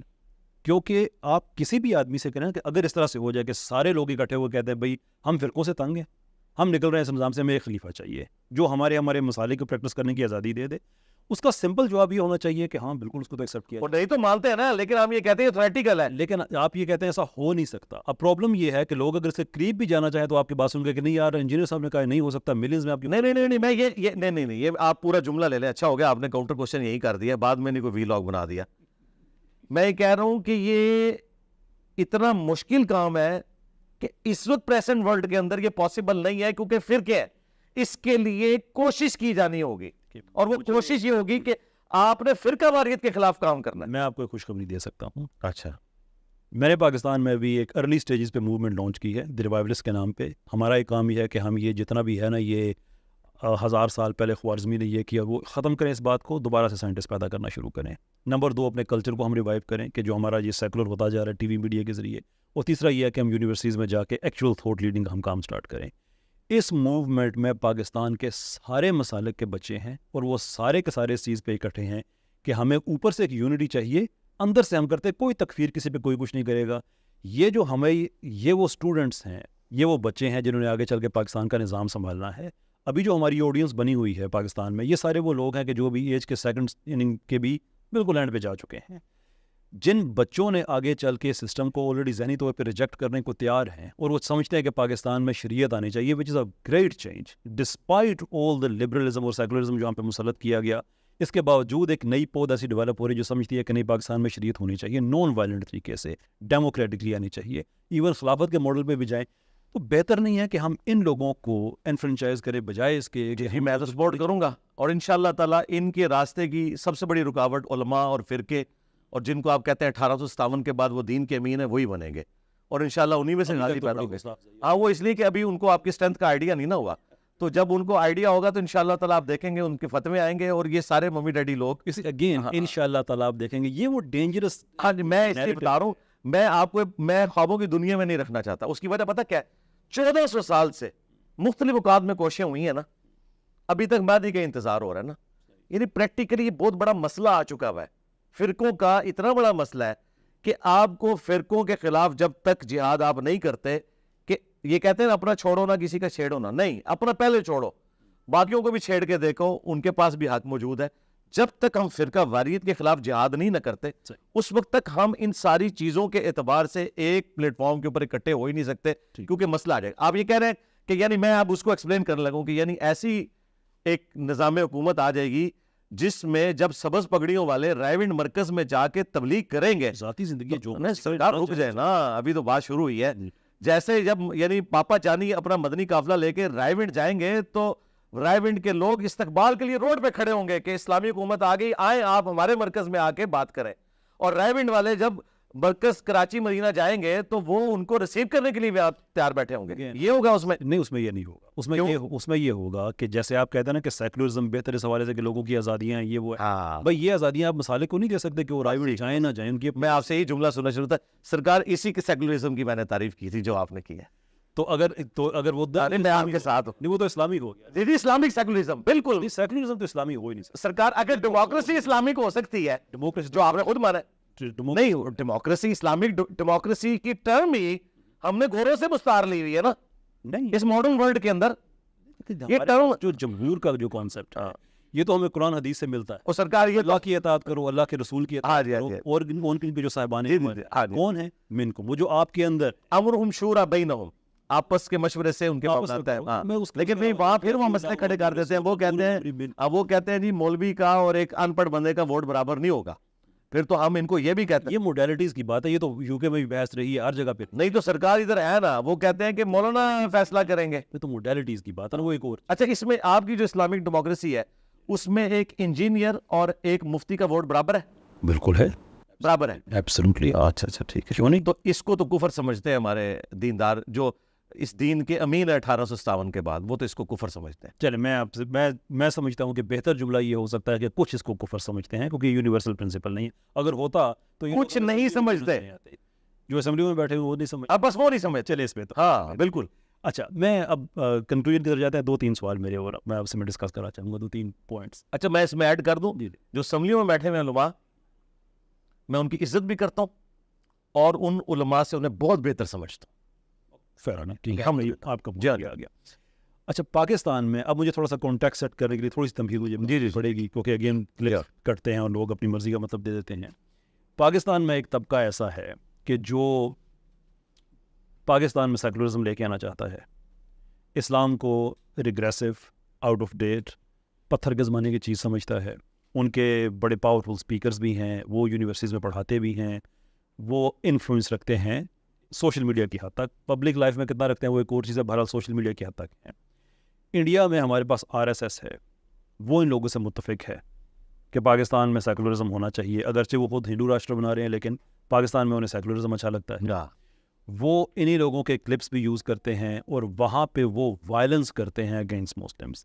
عید پڑھتے ہوئے لوگ جو مجبور ہو گئے ہیں کہ مسجدوں خیر عید کی نماز تو کھلے میدانوں وہاں پہ نہیں کر سکتے، گھروں میں انہوں نے کرنا شروع کر دیا، وہاں سے بھی ان کو اٹھانا شروع کر دیا ہے. یہ وہ طبقہ ہے کہ جہاں پہ ان کا زور لگتا ہے تو مسلمان کے خلاف یہ زور لگاتے ہیں، جہاں پہ زور نہیں لگ سکتا ہے وہاں زبانی کلامی ہمارے مذہب کو سب کچھ کہہ دیتے ہیں. مشترکہ طور پہ انجینئر محمد علی مرزا صاحب اس طبقے کی ڈارلنگ ہیں، سب آپ کو کوٹ کرتے ہیں. اچھا اگر یہ جو آپ تصویر کشی کر رہے ہیں نا، ان کو میں وہ ادبی گالی دوں گا کہ اس کے بعد مجھے کوئی جواب دینے کی ضرورت نہیں ہے کہ یہ سب کے سب لوگ ہٹلر کی شیطانی اولاد ہیں، ٹھیک ہے، جو یہ کر رہے ہیں. ایون جو انڈیا میں آپ کو کوٹ کیا جاتا ہے. میں نے آپ کو کیٹاگوریکل کہہ دیا کہ جو بھی اس قسم کی حرکت کر رہا ہے نا وہ ہٹلر کی شیطانی اولاد ہے، کیونکہ ان کے لیے سب سے بڑی گالی یہ ہے کہ انہیں ہٹلر یا مسولینی کا فالوور کہا جائے، تو اس سے بڑی میں کوئی گالی دے نہیں سکتا تھا. آپ سے یہ ایکسپیکٹ کیا جا سکتا ہے کہ آپ اپنے آنے والے پروگرامز میں کچھ ایسا ڈیڈیکیٹ کر کے اپنے آپ کو ڈسٹنس کریں، تو بڑی ڈینجرس چیز ہے. سرکار آپ کی اس پوڈ کاسٹ کے بعد مجھے مزید ڈسٹنس کرنے کی کیا ضرورت ہے؟ میں یہ سمجھتا میں ایک چیز کھلور یعنی ایک دیکھیں ہر چیز میں نے کھول کے بیان کیا اور اسے ایکسپلور ادھر سب کے سامنے کر دیا، ایک جگہ پہ اسی پوڈ کاسٹ میں اویلیبل ہوگا، ورنہ پھر کلپ کٹنے شروع ہو جائیں گے. میں سمجھتا ہوں کہ آپ کو پھر بھی کرنا چاہیے، لیکن میں آپ کو بتاؤں پاکستان میں بھی RSS موجود ہے. بالکل ہے، ایسا نہیں ہے کہ نہیں ہے. میرے پہ پاکستان کی RSS نے 5 دفعہ مرڈر اٹیمپٹ کی ہے، ایچ اینڈ ایوری ٹائم میں اس کو کنڈیم کرتا ہوں. یہی مسئلہ ہے نا، یہ نہیں ہونا چاہیے. تو مسئلہ تو ہر جگہ موجود ہے نا، لیکن یہ جسٹیفیکیشن نہیں ہو سکتی. نہیں غلط ہے نا. وہاں پہ دیکھیں جو بندہ افیکٹو ہے سسٹم کا، ٹھیک ہے، تو وہ کیسے اسے سپورٹ کر سکتا ہے؟ فرق اگر میں پاکستان کی RSS کا خلاف ہوں تو جو بت پرستوں کی RSS ہے تو میں اس کا تو 1000 ٹائم اس کے خلاف ہوں گا نا. پرابلم یہ ہے کہ یہاں پہ 5 دفعہ آپ پہ اٹیمپٹ ہوئی تو ہم اسے کہتے ہیں کہ 5 دفعہ جرم کیا گیا. وہاں پہ اٹیمپٹ کرانے والے ان کی عدالتوں میں بیٹھے ہیں، ان کی گورنمنٹ میں بیٹھے ہیں، ان کا وزیر اعظم بیٹھا ہوا ہے، وہ سسٹمیٹکلی ہو رہا ہے. وہاں پہ آپ جس مسلمان کو زندہ جلا کے ویڈیو بنائی ہے اس کو وہ اسمبلی کو ٹکٹ دے رہے ہیں. بالکل غلط کر رہے ہیں، اور ہم بھی یہی چاہتے ہیں کہ پاکستان میں ایسے لوگ کبھی بھی حکومت میں نہ آئے اور اس طرح کی اسلامی حکومت کبھی بھی نہ بنے. کبھی ہمارا پاکستانی ان کو آنے بھی نہیں دے گا. That's a strength. یہ بہت بڑا حق ہے. دہشت گردی ساری جگہ پہ ہے لیکن پاکستان میں دہشت گرد کو مجھے بتائے یہ جو سوات کے علاقے میں ٹنلز کھودی گئی ہیں یہ کن لوگوں کی حکومتوں میں ان لوگوں کو وہاں پناہ گاہیں دی گئی ہیں جنہوں نے بعد میں ہمارے فوجیوں کو قتل کیا؟ وہ کون لوگ تھے؟ کسی سیکولر جماعت کی حکومت نہیں تھی، مذہبی جماعتوں کی حکومت تھی. لیٹس کنڈیم دیم، کیونکہ اسلام میں معیار مذہبی جماعت نہیں ہوتا، اسلام بذات خود میں. تو مسئلہ یہ ہے کہ جب مذہبی جماعتیں سارے فرقوں کی ایک جگہ جمع ہو کے اپنا ایک نشان رکھیں اور اسے قرآن سے تشبیہ دے کے ایک صوبے کی حکومت حاصل کریں اور اس دور کے اندر نان اسٹیٹ ایکٹر وہاں ٹنلز کھودیں اور بعد میں وہ ہماری عوام کو قتل کریں، تو پھر ہم یہ کہنے میں تو حق بجانب ہے نا. یہ تو اب چیزیں کلیئر ہو چکی ہوئی ہیں. نہیں، میرا خیال ہے کہ حق بجانب اس طرح سے اس لحاظ سے نہیں ہے کہ یہ وہ سارے کا سارا سیکولر نیریٹو ہے جس کو بڑے پیمانے پہ ڈی بنک کر دیا گیا ہے. لیکن جب آپ اشارتاً یہ بات کہہ کے آگے گزر جائیں گے تو ہزاروں ذہنوں میں تشکیک آ جائے گی کہ یہ اگر مسلمان سارے اکٹھے ہو جائیں گے تو پھر تو یہ ہماری اپنا پاکستان پہ حملے ہوں گے اور دہشت گردی ہوگی، یہ ہوگی. آپ کی باتوں سے امپلائی یہ ہوتا ہے. نہیں، میں یہ کہہ رہا ہوں کہ ایسی امبریلا کے انڈر ہونا چاہیے، یعنی FATF حافظہ اللہ تعالیٰ کے انڈر ہونا چاہیے. اس کی وجہ یہ ہے کہ یہ ہمیں گوروں نے آگے بتایا نا کہ بھائی اپنا قبلہ درست کرو. ہمیں تو پہلے ضرب عزم اور رد الفساد کا تو خیال نہیں نہ آیا. لیکن جب ہم لوگ قتل ہو رہے تھے، ہمارے فوجی قتل ہو رہے تھے، ہماری عوام الناس ان نان اسٹیٹ ایکٹرز کے ہاتھوں قتل ہو رہی تھی، اس وقت تو ہم کہہ رہے تھے کہ یہ ہمارا اثاثہ ہے، یہ لوگ نان اسٹیٹ ایکٹر. پاکستان کی FATF میں جب ہم گئے تھے تو پاکستان میں جن لوگوں کی حکومت تھی کچھ اپنے آپ کو کھلے عام کہہ رہے تھے کہ ہم تو سیکولر پاکستان چاہتے ہیں، اور کچھ پاکستان میں بیان اور دیتے تھے اور امریکہ میں جا کے کہتے تھے کہ وی آر مور لبرل. باقی جو ہے وہ لبرل ریلیجس لوگ ہیں، ہم لبرل ہیں. تو اگر FATF میں ہم گئے ہیں تو وہ ہماری کسی ریلیجس پارٹی کی وجہ سے تو نہیں گئے ہیں. یہ بینک اکاؤنٹ کھولنا یہ پاکستان میں مسئلہ بن گیا ہے اس وجہ سے کہ ہمارا یہ سیکولر ٹینڈنسیز رکھنے والی جو گورنمنٹس ہیں سکسیس وجوہات رہی ہیں ساری ہیں. میرے لیے سب برابر اس لیے ہے کہ میں نے ٹرانسجینڈر ایکٹ کا جو کیس ہے وہ ان تینوں جماعتوں کے خلاف 20-22 لوگوں کے ساتھ مل کے ان کے خلاف لڑا ہوا. میرے لیے کوئی فرق نہیں ہے, میرے لیے تینوں کی تینوں میجر پارٹیز ایک جیسی ہی ہیں. But the point I am making is کہ آج پاکستان میں عام آدمی کا بینک کھولنا اس لیے مشکل ہو گیا ہے کہ FATF نے اتنی پابندیاں لگا دی ہیں کہ جب نہیں لگی تو ان لوگوں نے اپنی TTs اور یہ ملین ادھر اور فلاں چوکیدار. میں ایگری کرتا ہوں اس کے ساتھ, یہ لوگ مجھے اس میں بھی مذہبی پارٹی ہے. خیر اچھا, میں جو آپ سے بات کر رہا تھا کہ اگر ہم آپ سے یہ توقع کریں, اور یہ میں توقع اس لیے کہہ رہا ہوں کہ مجھے انڈیا سے بہت سے لوگوں کے میسیجز آتے ہیں, کچھ اور لوگوں کے نام ہیں وہ میں یہاں پہ نہیں لوں گا کہ اپنا دفاع کرنے کے لیے موجود نہیں ہے, لیکن آپ کا بھی نام ہے کہ RSS کے لوگ وہاں پہ آپ کے کلپس کاٹ کے وہاں پہ کہ دیکھو تمہارے پاکستان میں یہ وہ آدمی ہے جو بتا رہا ہے تمہارے مدرسوں میں کیا ہو رہا ہے, تمہارا مولوی کیا کر رہا ہے, تم کتنے جاہل ہو, تمہارے علماء کے خلاف بات کر رہا ہے. تو وہاں پہ تو ایک علماء کے ساتھ لوگوں کی ایک محبت اگر فطری نہ بھی ہو تو پولیٹیکل ہے کہ وہی اس سسٹم کو پروٹیکٹ کر رہے ہیں, ان کے علاوہ تو ان کے لیے مسئلہ بن جاتا ہے. ہر آدمی کسی مسجد کسی ادارے سے جڑا ہوا ہے, وہ جسٹیفیکیشن کے طور پہ آپ کا کنٹینٹ یوز کرتا ہے جس میں سمجھتا ہوں کہ آپ جان بوجھ کے ایسا نہیں کر رہے, لیکن آپ کا نام تو بدنام ہو رہا ہے. دیٹ ریزن میں سمجھتا ہوں کہ اگر آپ اس پہ اپنے کچھ پروگرامز کریں اور کیٹیگوریکلی ڈسٹنس پہ کریں کہ بھائی نوٹ ان مائی نیم, میں مسلمان ہوں, جو میرا ویو ہے وہ میرا ویو ہے, میرا یعنی مجھے بھی اپنا اسلام ثابت کرنا پڑے گا. آپ RSS کے لوگوں کو کہہ رہے ہیں, ہمیں تو میں تو نہیں, ان کو پتہ ہے کہ میں کیا ہوں, کیونکہ جب کبھی بھی اس طرح کے ایشوز آتے ہیں تو اگر اس میں سے کوئی پک اینڈ چوز کرتا ہے تو بھائی لوگوں نے تو قرآن سے بھی آیات آؤٹ آف کانٹیکسٹ کوٹ کی ہیں اور اسلام کو بدنام کرنے کی کوشش کی ہے. اگر میرے کلپس اس طریقے سے مس یوز کسی نے کیے ہیں تو سب سے زیادہ تو ہمارے یہاں کے فرقوں کے علماء نے کیے مجھے ملائن کرنے کے لیے. میں آپ کو بتا رہا ہوں, نہیں ہو سکتا, نہیں میں آپ کو بتا رہا ہوں, جس طرح میں اس کی تکلیف کاٹ رہا ہوں نا, اس طرح اس کی بھی تکلیف کاٹ رہا ہوں, تو میں دونوں کو کنڈیم کرتا ہوں کہ میری آؤٹ آف کانٹیکسٹ کوئی بات نہ کاٹی جائے. میں کب یہ کہوں گا کہ جتنے بھی علماء ہیں وہ سب کے سب یہ کام کر رہے ہیں, لیکن اگر مدارس کے اندر ایسی چیزیں ہو رہی ہیں انڈیا کے اندر بھی تو ہم اسے کنڈیم کرتے ہیں, اور اگر نہیں ہو رہی ہیں تو ہم انہیں سلوٹ کرتے ہیں. جی میں آپ کو دوبارہ امپلور اس لیے کروں گا کہ جینوسائیڈ کے جو ماہرین ہیں, قتل عام کے جو ماہرین ہیں, انہوں نے سٹیجز بتائی ہیں کہ جینوسائیڈ اچانک ایسے نہیں ہوتا کہ اٹھ کے آپ قتل کرنا شروع کر دیں. سٹیجز ہوتی ہیں, ایک سٹیج میں آپ ذہن سازی کرتے ہیں, ایک سٹیج میں آپ جا کے ان کو ملائن کرتے ہیں, سو فورتھ. 10 سٹیجز ہیں, 10ویں سٹیج بذات خود جینوسائیڈ کی ہے. انڈیا میں اس وقت جینوسائیڈ واچ کے مطابق کشمیر میں وہ 9th سٹیج پہ ہیں اور باقی انڈیا میں وہ 8ویں سٹیج پہ ہیں, اور اس کے وکٹمز مسلمان ہیں. وہ یہ کہہ رہے ہیں کہ ہمارا, اور BJP کے لیڈرز جو ہیں انہوں نے ایریاز بھی ڈکلیئر کیے ہوئے, آئیڈینٹیفائی کیے ہیں کہ فلاں فلاں جگہ سے ہم کام سٹارٹ کریں گے. انجینئر صاحب, آپ کا among some other Pakistani content creators وہاں پہ جو کانٹینٹ جاتا ہے وہ اس کے لیے یوز کیا جا رہا ہے جسٹیفیکیشن کے طور پہ کہ تم لوگ اسی لائق ہو, دیکھو پاکستان میں بیٹھا عالم کیا کہہ رہا ہے. میں اس لیے آپ سے میں امپلور کر رہا ہوں کہ اس پہ کانٹینٹ بنا کے خود کو ڈسٹنس پہ کریں. کم سے کم آپ پہ تو یہ الزام غلط لگ رہا ہے, but don't you think it's your responsibility کہ آپ کہیں کہ تم لوگ دہشت گردی کر رہے ہو, میرا نام اسے نہ جوڑو. نہیں, میری تو درجنوں ویڈیوز کے اندر موجود ہے. کشمیر ڈے کے اوپر جب بھی میری ویڈیو آتی ہے, آج بھی آپ نے دیکھا میں نے دعا میں مقبوضہ کشمیر کا علیحدہ سے نام لیا ہے, انڈیا کا علیحدہ سے لیا اور چائنا کا علیحدہ سے لیا ہے. معذرت کے ساتھ چائنا کے اوپر تو کوئی بات بھی نہیں کر سکتا کہ وہاں پہ جو مسلمانوں کے ساتھ ظلم ہو رہا ہے, ٹھیک ہے, وہاں پہ ہمارے مفادات جڑے ہوئے ہیں. تو میں تو اتنا دلیر ہوں, میری 110 پبلک سیشن ہے نا, سب میں چائنا کا نام موجود ہے, تو میں الحمدللہ لیتا ہوں اللہ کے فضل سے. باقی جو یہ غلطی جو اس طرح کی ہو رہی ہے نا کسی کے اینڈ کے اوپر, تو وہ لوگ مجرم ہیں. اگر پاکستان میں مفتی عبدالعزیز کا کوئی واقعہ ہو گیا کسی بچے کے ساتھ اور میں نے اسے ذکر کیا تو وہ نہ میں نے مفتی صاحب سے کروایا اور نہ میں نے اس لیے کیا تھا کہ سب کے سب لوگ یہ کر رہے ہیں, جو اچھے لوگ ہیں ان کی تعریف کرتے. Fair enough. اچھا, میری آپ سے ملاقات ہو اور نوبو شرما کا ذکر نہ ہو, یہ تھوڑی سی آکورڈ لگتی ہے بات, کیونکہ میں نے کبھی کسی اسلامک اسکالر پہ بات نہیں کی. ایک آپ ہی کی, آگے میں عرض کر رہا تھا, وہ انڈیا کا جو میڈیا ہے, اینٹی اسلامک میڈیا, اس نے بہت زیادہ آپ کو وائرل کیا کہ اگر نوبو شرما کو سپورٹ ملی ہے تو سیما پار سے ملی ہے, ایک ایسے دیش سے ملی ہے جو بھارت کے خلاف سازشیں کرتا ہے, and whatever. Don't you think sir کہ جس لیول پہ آپ کام کر رہے ہیں آپ کو پہلے ویریفائی کر لینی چاہیے اس طرح کی چیزیں پبلک میں آنے سے پہلے؟ میں نے تسلی سے ویریفائی کی تھی, اور اس کے بعد جو میں نے دیکھا میں نے اس کو بیان کیا, اور اس میں کوئی ایسی چیز نہیں ہے جس کے اوپر مجھے شرمندگی ہو.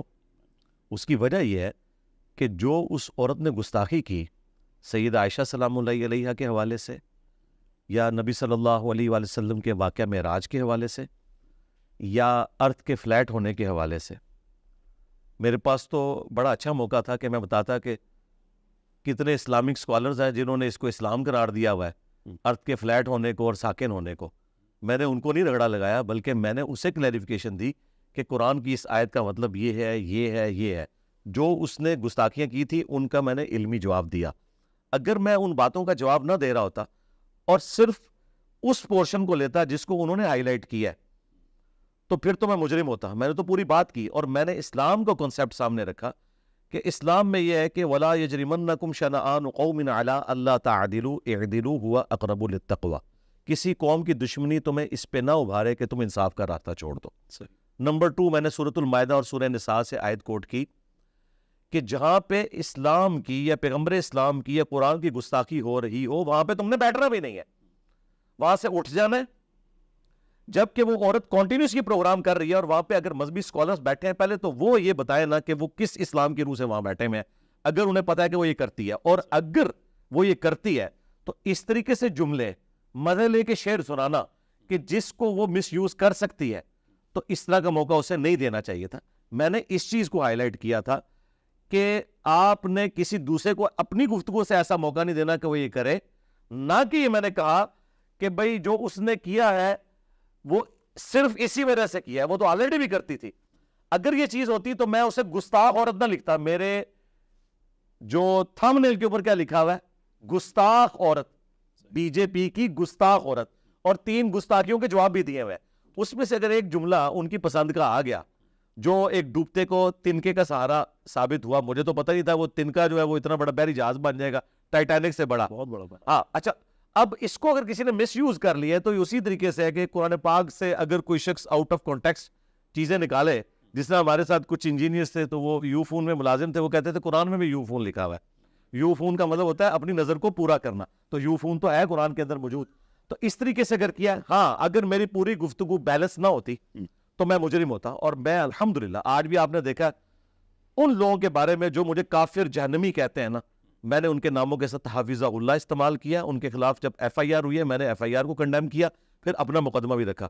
ہوتا یہ ہے کہ میری ہر گفتگو نا عموماً 40 سے 50 منٹ کی ہوتی ہے، اس میں سے اگر 25-30 سیکنڈز کی کوئی گفتگو اٹھاتا ہے نا، تو یقین کریں، میں نے تو اپنی کئی ویڈیوز میں کہا ہے کہ بعض اوقات میں اپنی ویڈیو دیکھتا ہوں تو میں کہتا ہوں یار یہ کیا بکواس کر رہا ہے، اپنے آپ کو کہتا ہوں یار میں نے تو یہ نہیں کہا تھا، یا یہ میں ایسے نہیں کہہ رہا تھا، یہ اس کانٹیکسٹ میں آہستہ آہستہ آہستہ یہاں تک بات لایا تھا، اس میں ایک جزیات میں بات بیان ہوئی تھی۔ اور اس کو آپ پریکٹیکلی سمجھیں، قرآن پاک میں درجنوں مقامات پہ نبی علیہ السلام سے اللہ تعالیٰ نے کافروں کا ایک اعتراض نقل کیا ہے کہ یہ پوچھتے ہیں کہ قیامت کب آئے گی، تم فرماؤ اس کا علم اللہ کے پاس ہے۔ اے نبی، کیا آپ قیامت کے لیے دھاک لگا کے بیٹھے ہیں جو آپ ان کو بتا دیں گے؟ یہ تو علم اللہ کے پاس ہے۔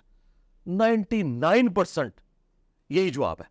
لیکن سورہ الذاریات میں جواب آیا ہے بالکل ہٹ کے، وہ نوپور شرما والا کلپ ہی بنا ہوا ہے۔ اس میں کہ نبی یہ پوچھتے ہیں کہ قیامت کا دن کب آئے گا، فرماؤ جس دن تمہیں آگ پہ تلا جائے گا۔ اب یہ آنکھوں میں آنکھیں ڈال کے سیدھا چھکا ہے۔ اب آج کی اس مہذب دنیا میں اور نہ اس دنیا میں ایک اخلاقی جواب تھا، لیکن اس کے پیچھے 13 سال کا مکی جواب موجود ہے، پورا 50 منٹ کا کلپ ہے، اس کا ایک جز ہے کہ جب کوئی بندہ ضد پہ اترتا ہے تو اینڈ پہ پھر اس کو ترکی بترکی جواب دینے کے لیے ایسا کیا جاتا ہے۔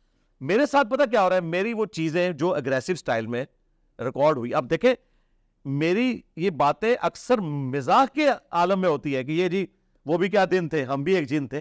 اب اس کو کوئی اس طرح پریزنٹ کرے کہ یہ کہہ رہا ہے کہ میں مولویوں پہ آ گیا، یہ میں یہ نہیں کہنا چاہ رہا تھا۔ میں بتانا چاہتا تھا میں آپ کے سسٹم سے نکلوں، یہ ساری چلاکیاں میں نے آپ سے سیکھی ہیں اور آج میں آپ کے اوپر مسلط ہو گیا ہوں انہی چلاکیوں کی وجہ سے۔ اس میں جو جملہ قابل اعتراض تھا، جی وہ بتائیے۔ وہ یہ تھا کہ جو آپ امپلائی کر رہے ہیں کہ اصل مجرم تو اس میں وہ مسلمان بیٹھا ہوا تھا، یہ تو ایک فلو میں بات پھر غصے میں آ کے نکل گئی، ویئر ریالٹی یہ تھی کہ اسی دن اس عورت کا یہ تیسرا پروگرام تھا جس میں تیسری بار اس نے گستاخی کی تھی، پہلی بار بھی، دوسری بار بھی، تیسری بار بھی۔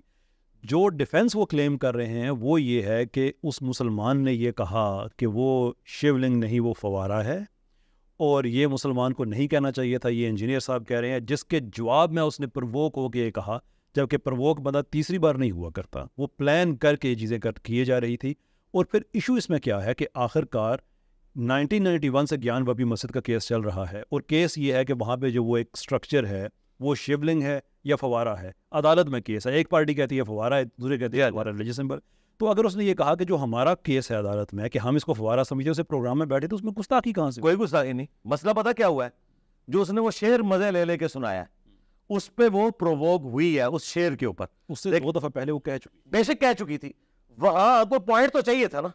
उसने एक्सक्लूसिवली तो खुद से 100 मोटो लेते हुए इस जुमले को नहीं यूज किया। स्टार्ट वहां से हुआ ना, जब वो शेर ले लेके सुना रहे थे, उसने कहा कि फिर अगर आप तुम ये बात करोगे ना तो उसे फिर एक, यानी आपने फुल टास दी, उसने चक्का मार दिया। हाँ, अगर एब्सोल्युटली वो उस प्रोग्राम में शुरू करती तो मैं ये कहता कि उसने नहीं किया, लेकिन इसका ये मतलब नहीं है कि उसके ये गुस्ताखी करना जस्टिफाई है। मैंने तो उस गुस्ताखी के जवाब दिए हुए। मैं मतलब ये चीज तो मान ही नहीं रहा हूं कि मतलब किसी मुसलमान की ये ख्वाहिश होगी कि वो गुस्ताखी करे। मैंने उस जो तस्लीम साहब थे, ये कौन से थे, उनकी मैंने यानी एक बेवकूफी बताई है कि आप या तो इनकी मजलिस में बैठा ना करें, अगर बैठते हैं तो कोई मौका ना दें कि ऐसी वो बात करे और वो उसको पिक कर लें। वो इनसे ज्यादा समझदार थी, उसे मौका मिल गया कि अब ये इसने ऐसे किया, उसने फिर वही वाली गुस्ताखी कर दी।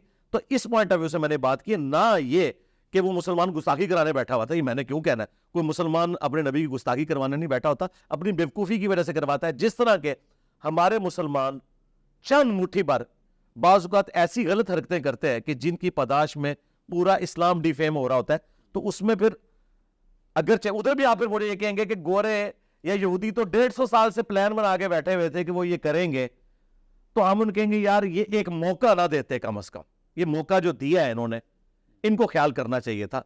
हो सकता है ये चीज वक्ती तौर पर टल जाती, इन्होंने उनको एक फुल टास्क दे दी। अगरचे ऐन मुमकिन है कि वो मौका ना भी होता तब भी वो कार गुजरते, जिस तरह हमारे साथ होता है। तो मैंने इस पॉइंट ऑफ व्यू से आप वो पूरी वीडियो देखें, उसमें थंबनेल में लिखा है गुस्ताख औरत, उसकी गुस्ताखी को गुस्ताखी कहा गया, जवाब दिया गया। आप ज्यादा से ज्यादा ये कह सकते हैं कि वो आउट ऑफ कॉन्टेक्स्ट जो क्लिप काटा हुआ है, तो उसमें नऊज़ बिल्लाह कोई इस्लाम को कोई नुकसान नहीं हुआ। सिर्फ ये कह सकते हैं कि किसी मुसलमान के बारे में ये हो गया है कि लोगों ने कहा कि उसने गुस्ताखी करवाई है, हालांकि मैंने ये नहीं कहा था। मैंने कहा उससे मिस हैंडलिंग हुई है, उसे वो मजे ले लेके वो शेर पढ़ रहा था। मैंने उसकी बाद में क्लैरिफिकेशन भी दी थी कि आप वो वीडियो खुद देखें। आप अपनी इस रेपुटेशन के बारे में कुछ कर सकते हैं कि जितने लोग इस्लाम के बारे में मनफी राय रखते हैं, जहाँ ताकत का मौका मिलता है ताकत यूज़ करते हैं, जहाँ ज़ुबान का मौका मिलता है ज़ुबान यूज़ करते हैं, आप उन सब में मुश्तरका तौर पे फेवरेट हैं। आप एक पब्लिक फिगर हैं। जिस तरह के मैं इधर ही जिस तरह के डॉक्टर इकबाल सूफियों में, मुल्हिदीन में और जिहादियों में यकसा मकबूल है। जिस तरह के डॉक्टर इकबाल को सूफी भी कोट करता है ठीक, और जिहादी भी कोट करता है, और आम मौलवी भी की मोहम्मद से वफा तूने तो हम तेरे पड़ता है, हाँ वो खुद बेवफाई कर रहा हो, तो इस तरह हो जाता है। लेकिन मैं आपको बताऊं, डॉक्टर इकबाल की तो थॉट्स इस तरह बदलती गई ना। मेरी वो एक ही वीडियो में मैंने थोड़ा थोड़ा सबको एड्रेस करके एक पॉइंट तक पहुंचा होता हूं। ये मुस्तकबिल में भी होगा। उसकी वजह यह कि मेरे दुश्मन बहुत ज्यादा है, वो ये करेंगे। इसका तो मेरे पास कोई इलाज नहीं है। मैं आपको एक जुमले में बताता हूं, फिर आप अपनी बात मुकम्मल कीजिएगा। पाकिस्तान में अगर कादियानियत का इल्मी रद्द किसी बंदे ने किया है, वो मौलाना मदूदी है, और उन्हें सजाए मौत हुई थी इसकी वजह से। वो तो एंड पे जाके माफी होगी। लेकिन उनके ऊपर क्या इल्जाम लगा, एक मदूदी थे 100 यहूदी। मुझे इंडिया से ईमेल आई कि यहाँ हमारे उलमा ने तकरीर में कहा कि वो कादियानियों का एजेंट था। मैंने कहा ये पाकिस्तान में गाली है, किसी को भी दी जा सकती है उस शख्स को कि जिसने सबसे ज्यादा इल्मी काम कादियानियत के खिलाफ किया। और बाद में भी आपको बताया जमात इस्लामी ने गुलूफ के दर्जे तक कादियानियत के खिलाफ किया है। ये जितने स्टिकर्स यूनिवर्सिटी के अंदर छपे हैं जो कि कादियानियों से लेन देन मना है और उनकी पूरी कंपनियों के नाम लिख लिख के, ये सारा काम जमात इस्लामी के अंडर हुआ है। गुलूफ के दर्जे तक ये मामला गया है। लेकिन उन्हीं के बानी को उन्होंने कहा ये कादियानी एजेंट। तो इसका कोई इलाज नहीं है, क्योंकि दूसरों को तो हम रोक नहीं सकते। हाँ, मैं अपनी क्लैरिफिकेशन, मेरे ख्याल आज आपने जितनी बातें की हैं मैंने बवांगे दौल उसके बस आखिरी सवाल इस टॉपिक पे, आखिरी सवाल के आप मुतमिन हैं इस बात से कि जो उलमा हजरात हैं उमूमी तौर पे आपसे इख्तलाफ रखते हैं और जितने इस्लाम मुखालिफ हैं वो उमूमी तौर पे आपसे इत्तफाक रखते हैं, you are satisfied with that? नहीं, बिल्कुल नहीं। मैं सिर्फ आधी बात के साथ एग्री करता हूँ कि उलमा मुझसे इख्तलाफ रखते हैं, और उन्हीं उलमा की जो पब्लिक है वो जब उनकी तकरीर मेरे खिलाफ सुनती है, वो मुझे सुनती है, सुनने के बाद वो अपने उलमा को छोड़ जाती है। یہ میری بہت بڑی کامیابی ہے. آپ کے سامنے میں نے آج بھی ریئل ٹائم لیا ہے ڈیٹا. مجھے بتائیں ایک شخص آج تک دنیا میں جتنی تنظیمیں کامیاب ہوئی ہیں نا ان کے پیچھے بنیادی بات یہ تھی کہ وہ کسی فرقے کی گود سے نکلے تھی. تبلیغی جماعت آج اگر 168 ممالک میں پھیلی ہوئی ہے نا وہ دیوبند سے نکلی تھی. کروڑوں فالوورز کو پہلے ہی موجود تھے, مسجدیں ان کے پاس پلیٹ فارم موجود تھے. دعوت اسلامی اگر 40 سالوں میں اتنی کامیاب ہوئی کہ 150 ملکوں میں ان کا کام ہوا, پہنچ گیا, تو اس لیے کہ دنیا میں بریلویت موجود تھی, صوفیت موجود تھی. یار میری تو کوئی مسجد نہیں تھی, الٹا میں ان ساروں کے ساتھ ٹکر لے کے اکیلا کھڑا ہوا. یہ سچائی کی طاقت تھی کہ ان کی عوام ان سے تقریریں سن کے جب مجھے سنتی ہے, مثلا میرے نام میں مرزا کی وجہ سے انہوں نے قادیانی کہا, آپ کے علماء جن کے لیے آپ نرم گوشہ رکھتے ہیں ان کے گمراہ ہونے کے لیے یہی کافی ہے کہ انہوں نے میرے نام میں مرزا ہونے کی وجہ سے مجھے بار بار قادیانی کہا. میری نظر میں ایسے علماء کو میں کیسے سمجھوں کہ یہ اللہ تعالیٰ کے ریپریزنٹیٹیو ہے, جبکہ میں اس ادارے میں 19 گریڈ میں ریٹائر ہوں جہاں کوئی قادیانی جاب بھی نہیں کر سکتا, اور میں جب بھی غلام محمد قادیانی دجال کا نام لوں میں دجال کہہ کے کہوں. اور جو آج میں نے ایک بات کی تھی, جتنے لوگ ختم نبوت تحریکیں چلا رہے ہیں, مجھے ان کی کوئی 2 ویڈیوز نہیں 3 ویڈیوز, ایک ویڈیو دکھائے جس میں انہوں نے لسٹ کیا ہو کہ غلام محمد قادیانی یہ آیت کوٹ کرتا ہے اس کا جواب یہ ہے, یہ حدیث کوٹ کرتا ہے اس کا جواب یہ. ان کو تو حدیثوں کا پتہ ہی نہیں ہے, تو فقہ کی کتابیں پڑھتے ہیں. میری درجنوں ویڈیوز ہیں غلام محمد قادیانی کے نظریات کو میں نے ایک ایک کر کے ڈسکس کیا. یہ کوئی نہیں ہوتا کہ جی وہ واش روم میں مر گیا تھا, وہ کانا تھا, یہ کوئی علمی رد نہیں ہے, چھوڑ دیں. صحابہ کرام تعاون کے مرض میں مرے ہیں, اتنے بڑے بڑے پھوڑے ان کے اوپر نکلے ہیں, ابو عبیدہ ابن جرح, ٹھیک ہے, لیکن کیا ان کے مرتبہ ختم ہو گیا؟ یہ کوئی دلیل نہیں ہوتی, علمی رد کرے. میں نے کیا, اس کے باوجود آج بھی وہ کہتے ہیں قادیانیوں کا سپورٹر. نہیں وہ اس میں آپ سے اچھا میں بتا رہا ہوں یہ طبقہ وہ ہے. اب میں ان کے لیے نرم گوشہ کیسے رکھوں؟ تو بس وہی بات ہے کہ پیڑ پا لیا انہوں نے, تو ٹھیک ہے میں بھی اپنی عوام میں بات رکھوں گا, یہ بھی رکھیں, جو ون کرے گا اللہ کی بارگاہ میں. ان کے فالوورز آپ کی طرف آ جاتے ہیں. جی جی جی. کیا یہ امید رکھی جا سکتی ہے کہ پاکستان میں جو سیکولر سوشلسٹ لوگ ہیں آپ کو سننے کے بعد ان کے فالوورز بھی آپ کی طرف آ جائیں گے؟ آئے ہوئے ہیں اسلام پسند. مجھے بتائیں میرے پلیٹ فارم سے آپ نے ان لوگوں کے منہ سے بھی دینی باتیں سنی ہیں جنہوں نے کبھی دین کے اوپر ڈسکشن ہی نہیں کیا. میں اب ان کے نام نہیں لیتا ورنہ پھر لوگ کہیں گے کہ کسی کو, کتنے بڑے بڑے یوٹیوبرز جن کے منہ سے کبھی آپ نے دین کی بات نہیں سنی وہ گاڈ کو ڈسکس کر رہے ہیں میرے پاس بیٹھ کے, ٹھیک ہے, اسلام کو ڈسکس کر رہے ہیں. تو کم از کم یہ ہوا ہے نا, اس اعتبار سے آپ کو بھلے یہ بات بری لگے, میں غامدی صاحب کو بھی نعمت سمجھتا ہوں کہ ایک خاص طبقہ, میں نہیں سمجھتا. اچھا مجھے پہلے معذرت کر لی تھی, اچھا ایک خاص طبقہ جو بالکل دین سے برگشتہ تھا, ایٹ لیسٹ ایک دھاگے سے انہوں نے کانسیپٹ آف گاڈ کے ساتھ لوگوں کو جوڑا, ایک سٹیپ طے کروا دیا, ایک سٹیپ. میں آپ کو بتاؤں, میں پی سی ہوٹل میں بیٹھا ہوا تھا لاہور میں, غامدی صاحب سے ملاقات, وہ وہاں رکے ہوئے تھے, 2020 کی بات ہے. تو ہم لابی میں بیٹھے ہوئے کھانا کھا رہے تھے. میں نے کہا کہ سر میں آپ کی پلیٹ میں آپ کے ساتھ کھانا کھاؤں گا. تو مجھے وہ منظر آج بھی یاد ہے, میں ابھی ایک لقمہ ہی رکھا ہے تو ایک بندہ سامنے اتنی بڑی داڑھی, پینٹ شرٹ پہنی ہوئی, کہتا ہے غامدی صاحب یہ دیکھ رہے ہیں یہ آپ کی وجہ سے. غامدی صاحب کو وہ مخاطب کر کے کہہ رہا ہے کہ یہ جو داڑھی میری دیکھ رہے ہیں یہ آپ کی وجہ سے. میں بڑا حیران ہوا, کہتا ہے میں تو بالکل دین سے برگشتہ تھا, آپ کو سنا خدا کا کانسیپٹ ہے, میں نے آہستہ آہستہ اسلام کو اسٹڈی کیا, اب میں نے داڑھی. غامدی صاحب نے داڑھی نہیں رکھی, اس نے پوری اتنی بڑی داڑھی رکھی ہوئی, اور وہ کہہ رہے ہیں یہ آپ کی وجہ سے ہے. یہ پریکٹیکلی میں اپنی تو آپ کو ہزاروں مثالیں دے سکتا ہوں, لیکن وہ پھر ایک سمجھ لیں کہ ایک شخصیت پرستی ہوگی. میں غامدی صاحب کی آپ کو مثال دے رہا ہوں, یہ پریکٹیکلی میں نے خود دیکھا ہے, نہ وہ اس کو جانتے تھے نہ میں جانتا تھا, لیکن میں آپ کو بتا رہا ہوں کہ ایک ایک سٹیپ طے ہوتا ہے.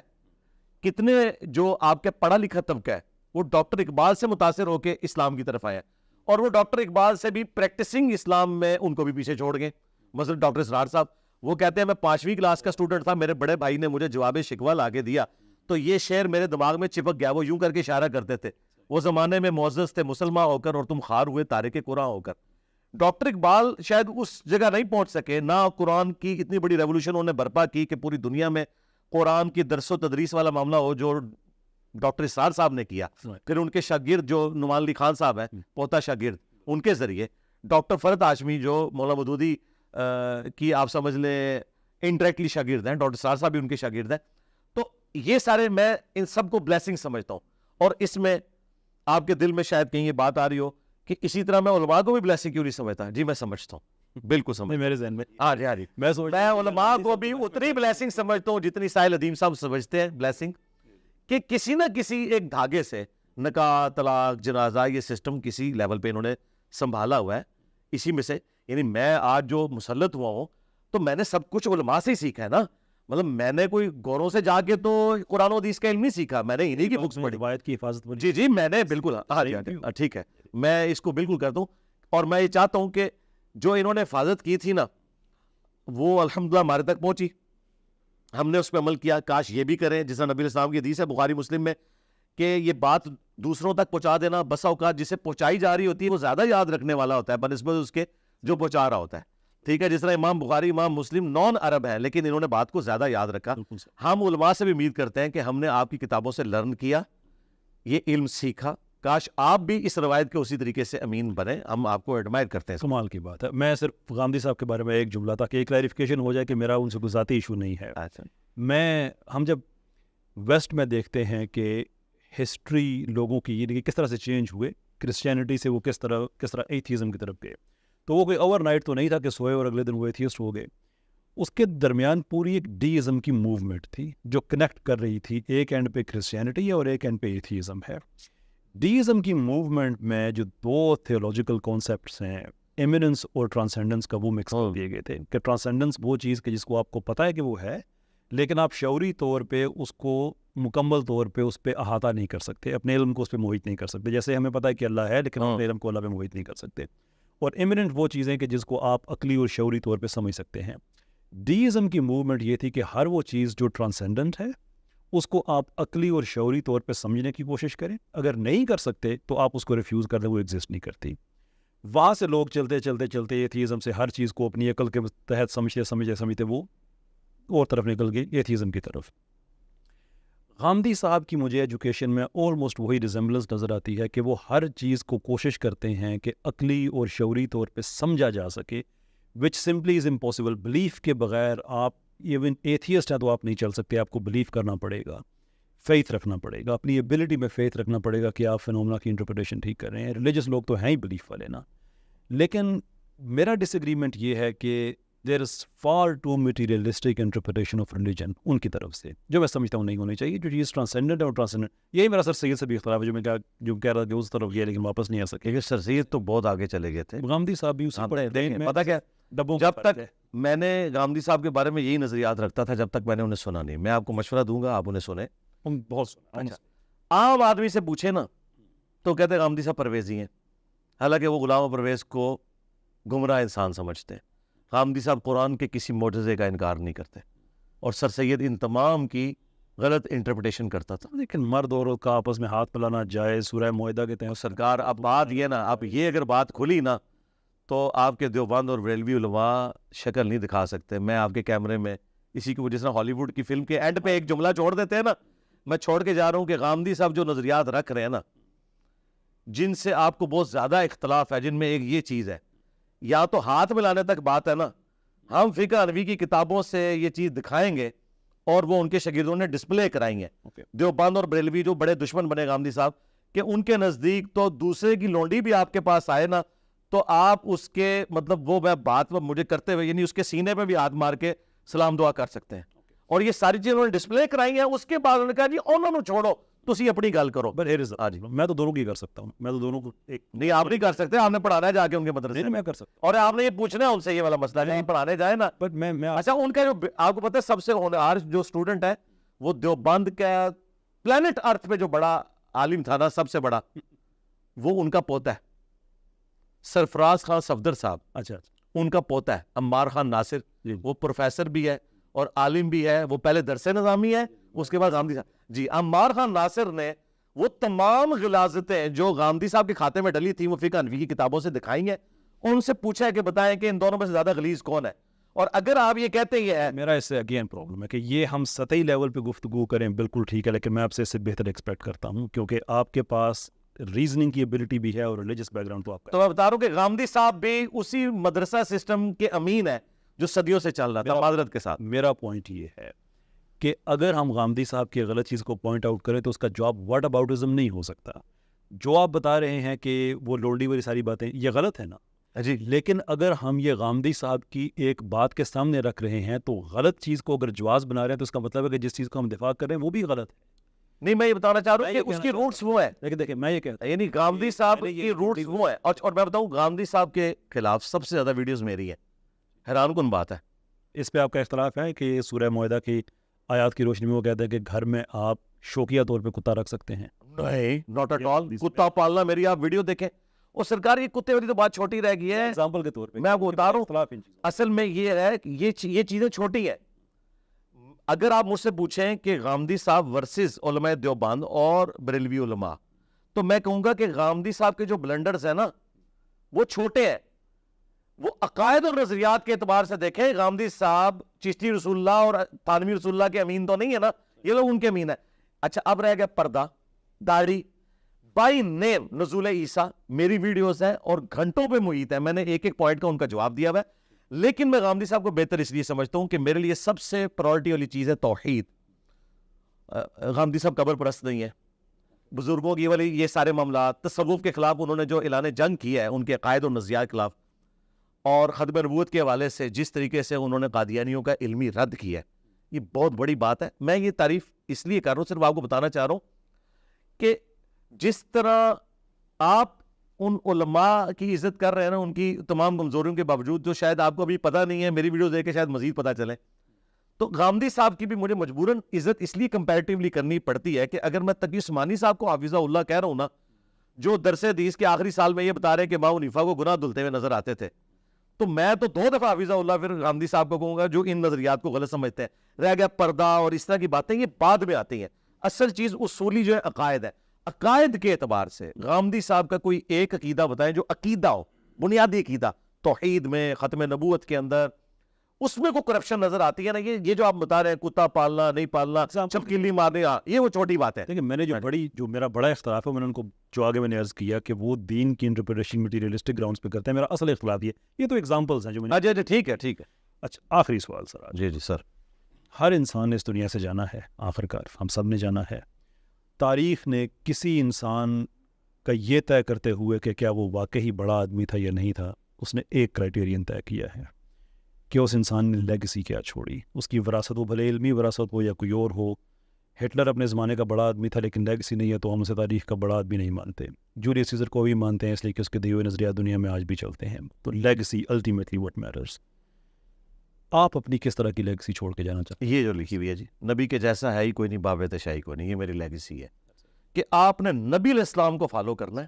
کسی فرقے کے بزرگ بابے کی بات اگر نبی علیہ السلام کی تعلیمات یعنی قرآن و سنت سے ٹکرا رہی ہیں نا، آپ نے پھر اس کا بڑا ہونا نہیں دیکھنا، وہ نبی سے بڑا نہیں ہو سکتا. اور یہ دوسرے والا شعر تو یہ الٹیمیٹلی ہے، یہ تیسرے نمبر پہ جو مرنے سے پہلے اے مسلمان کر لے اس پہ غور، کتابوں کا خدا اور ہے بابوں کا خدا یہاں اور. پہ پورا کانسٹیٹیوشن لکھ کے یہی پہ جی یہ ہے، یہ یعنی ان چیزوں کو میں نے پریزنٹ کیا ہے کہ نبی علیہ السلام نے حجۃ الوداع پہ قرآن اور سنت چھوڑی، غدیر خم پہ قرآن اور اہل بیت. تو ہم کہتے ہیں بکش مسلمان. یعنی میرے لیے اگر آپ کہنا کہ میں کیا ہوں تو میں بکش مسلم ہوں. بکش مسلم ہونے کی وجہ سے ہی میں غامدی صاحب سے بھی سخت اختلاف رکھتا ہوں، کیونکہ میں کہتا ہوں اگر آپ اہل سنت ہیں تو پھر اہل سنت یہ ہوں گے. اور بکش مسلمان ہونے کی وجہ سے ہی میں دیوبند بریلوی اہل حدیث کے ساتھ بھی اختلاف رکھتا ہوں اور اہل تشیع کے ساتھ بھی اختلاف رکھتا ہوں کہ کتاب میں جو آیا ہے من و ان اس کو اسی طریقے سے تسلیم کرنا ہے، نہ کہ یہ کہ واضح لکھا ہے ایاک نعبد و ایاک نستعین. اس کو پڑھ کے ایک گورا تو یا شیخ عبد القادر جیلانی مدد نہیں نکالتا، لیکن قرآن مسلمان قرآن کے پہلے صفحے میں آ کے فیل ہو جاتے ہیں. میں اتنا حیران ہوتا ہوں کہ ایک نیو مسلم تو فیل نہیں ہوتا اور جو صدیوں سے مسلمان ہے وہ فیل ہو جاتا ہے. تو مجھے میں پھر علماء سے ریکویسٹ کروں گا کہ آپ نے یہ ان کو پہلا صفحہ بھی نہیں قرآن کا پڑھا سکے اور توحید میں کرپشن، تو پیچھے کیا بچ گیا ہمارے. تو میں کہتا ہوں بکش بنو. یہ میری لیگیسی ہے. بھلے وہ کسی بابے نے لکھی ہو بک. بابا کافر بھی کوئی کہنا قرآن و حدیث میں ہی لکھا ہے اور وہ ریفرنس وہ نکل ہے. وہ تو صحیح بخاری میں حدیث ہے، شیطان نے انسانی شکل میں آ کے آیت الکرسی کا وظیفہ دیا تھا، نبی علیہ السلام نے کہا کہ جھوٹا تھا، بات سچی کی. میں یہی تو کہتا ہوں اور میں آپ کے اس کیمرے کی وساطت سے علماء سے بھی کہتا ہوں کہ یار میں شیطان سے بڑا شیطان تو نہیں ہوں نا. آپ اپنے فالوورز کو یہ کہا کریں کہ وہ جو بات قرآن و سنت کے مطابق کرتا ہے وہ لے لو، جو خلاف ہے وہ چھوڑ دو. وہ کہتے ہیں نہیں، انجینئر اگر کہے گا نا قرآن و سنت سے بھی، ہم نے وہ والی نہیں لے رہی. اور میں ترجمے بھی ان کے ہی دکھاتا ہوں الحمدللہ. ہاں جی سر بہت بہت شکریہ آپ کا. جزاک اللہ خیر. خواتین و حضرات، بات ہماری رہی انجینئر صاحب سے میں ایک بات کہا کرتا ہوں اکثر کہ پوڈ کاسٹ کا مقصد یہ نہیں ہوتا کہ آپ ایک ایکو چیمبر دے دیں، ایک ایسا موقع دے دیں کہ جہاں پہ وہ آپ اتفاق کیے جائیں. دا ہول پوائنٹ از کہ آپ اچھے مہذب طریقے سے، جو کہ اسلامک اسپرٹ ہے، کہ اپنے جو چیزیں ہیں وہ آئیڈیاز کو چیلنج کریں، جو کہ آج ہم نے چیلنج کیا. ٹروتھ بی ٹولڈ، میں ساری باتوں سے میں مطمئن نہیں ہوں، لیکن آئی گیس انجینئر صاحب کا جواب ہوگا کہ مطمئن کرنا تو انبیاء کا بھی کام نہیں تھا، ان کا بھی کام پہنچا دینا تھا. تو آئی ووڈ امیجن کہ انہوں نے اپنی بات پہنچا دی. You will be the best جج کہ آپ کے اس بارے میں کیا رائے ہے. آپ کے کامنٹس کی صورت میں آپ کی رائے ہمیں ملتی رہے گی. نیکسٹ گیسٹ، اپنے نئے گیسٹ کے ساتھ انشاءاللہ آپ کی خدمت دوبارہ حاضر ہوں گے. بہت بہت شکریہ آپ کا. السلام علیکم. وعلیکم السلام، جزاکم اللہ خیر سر.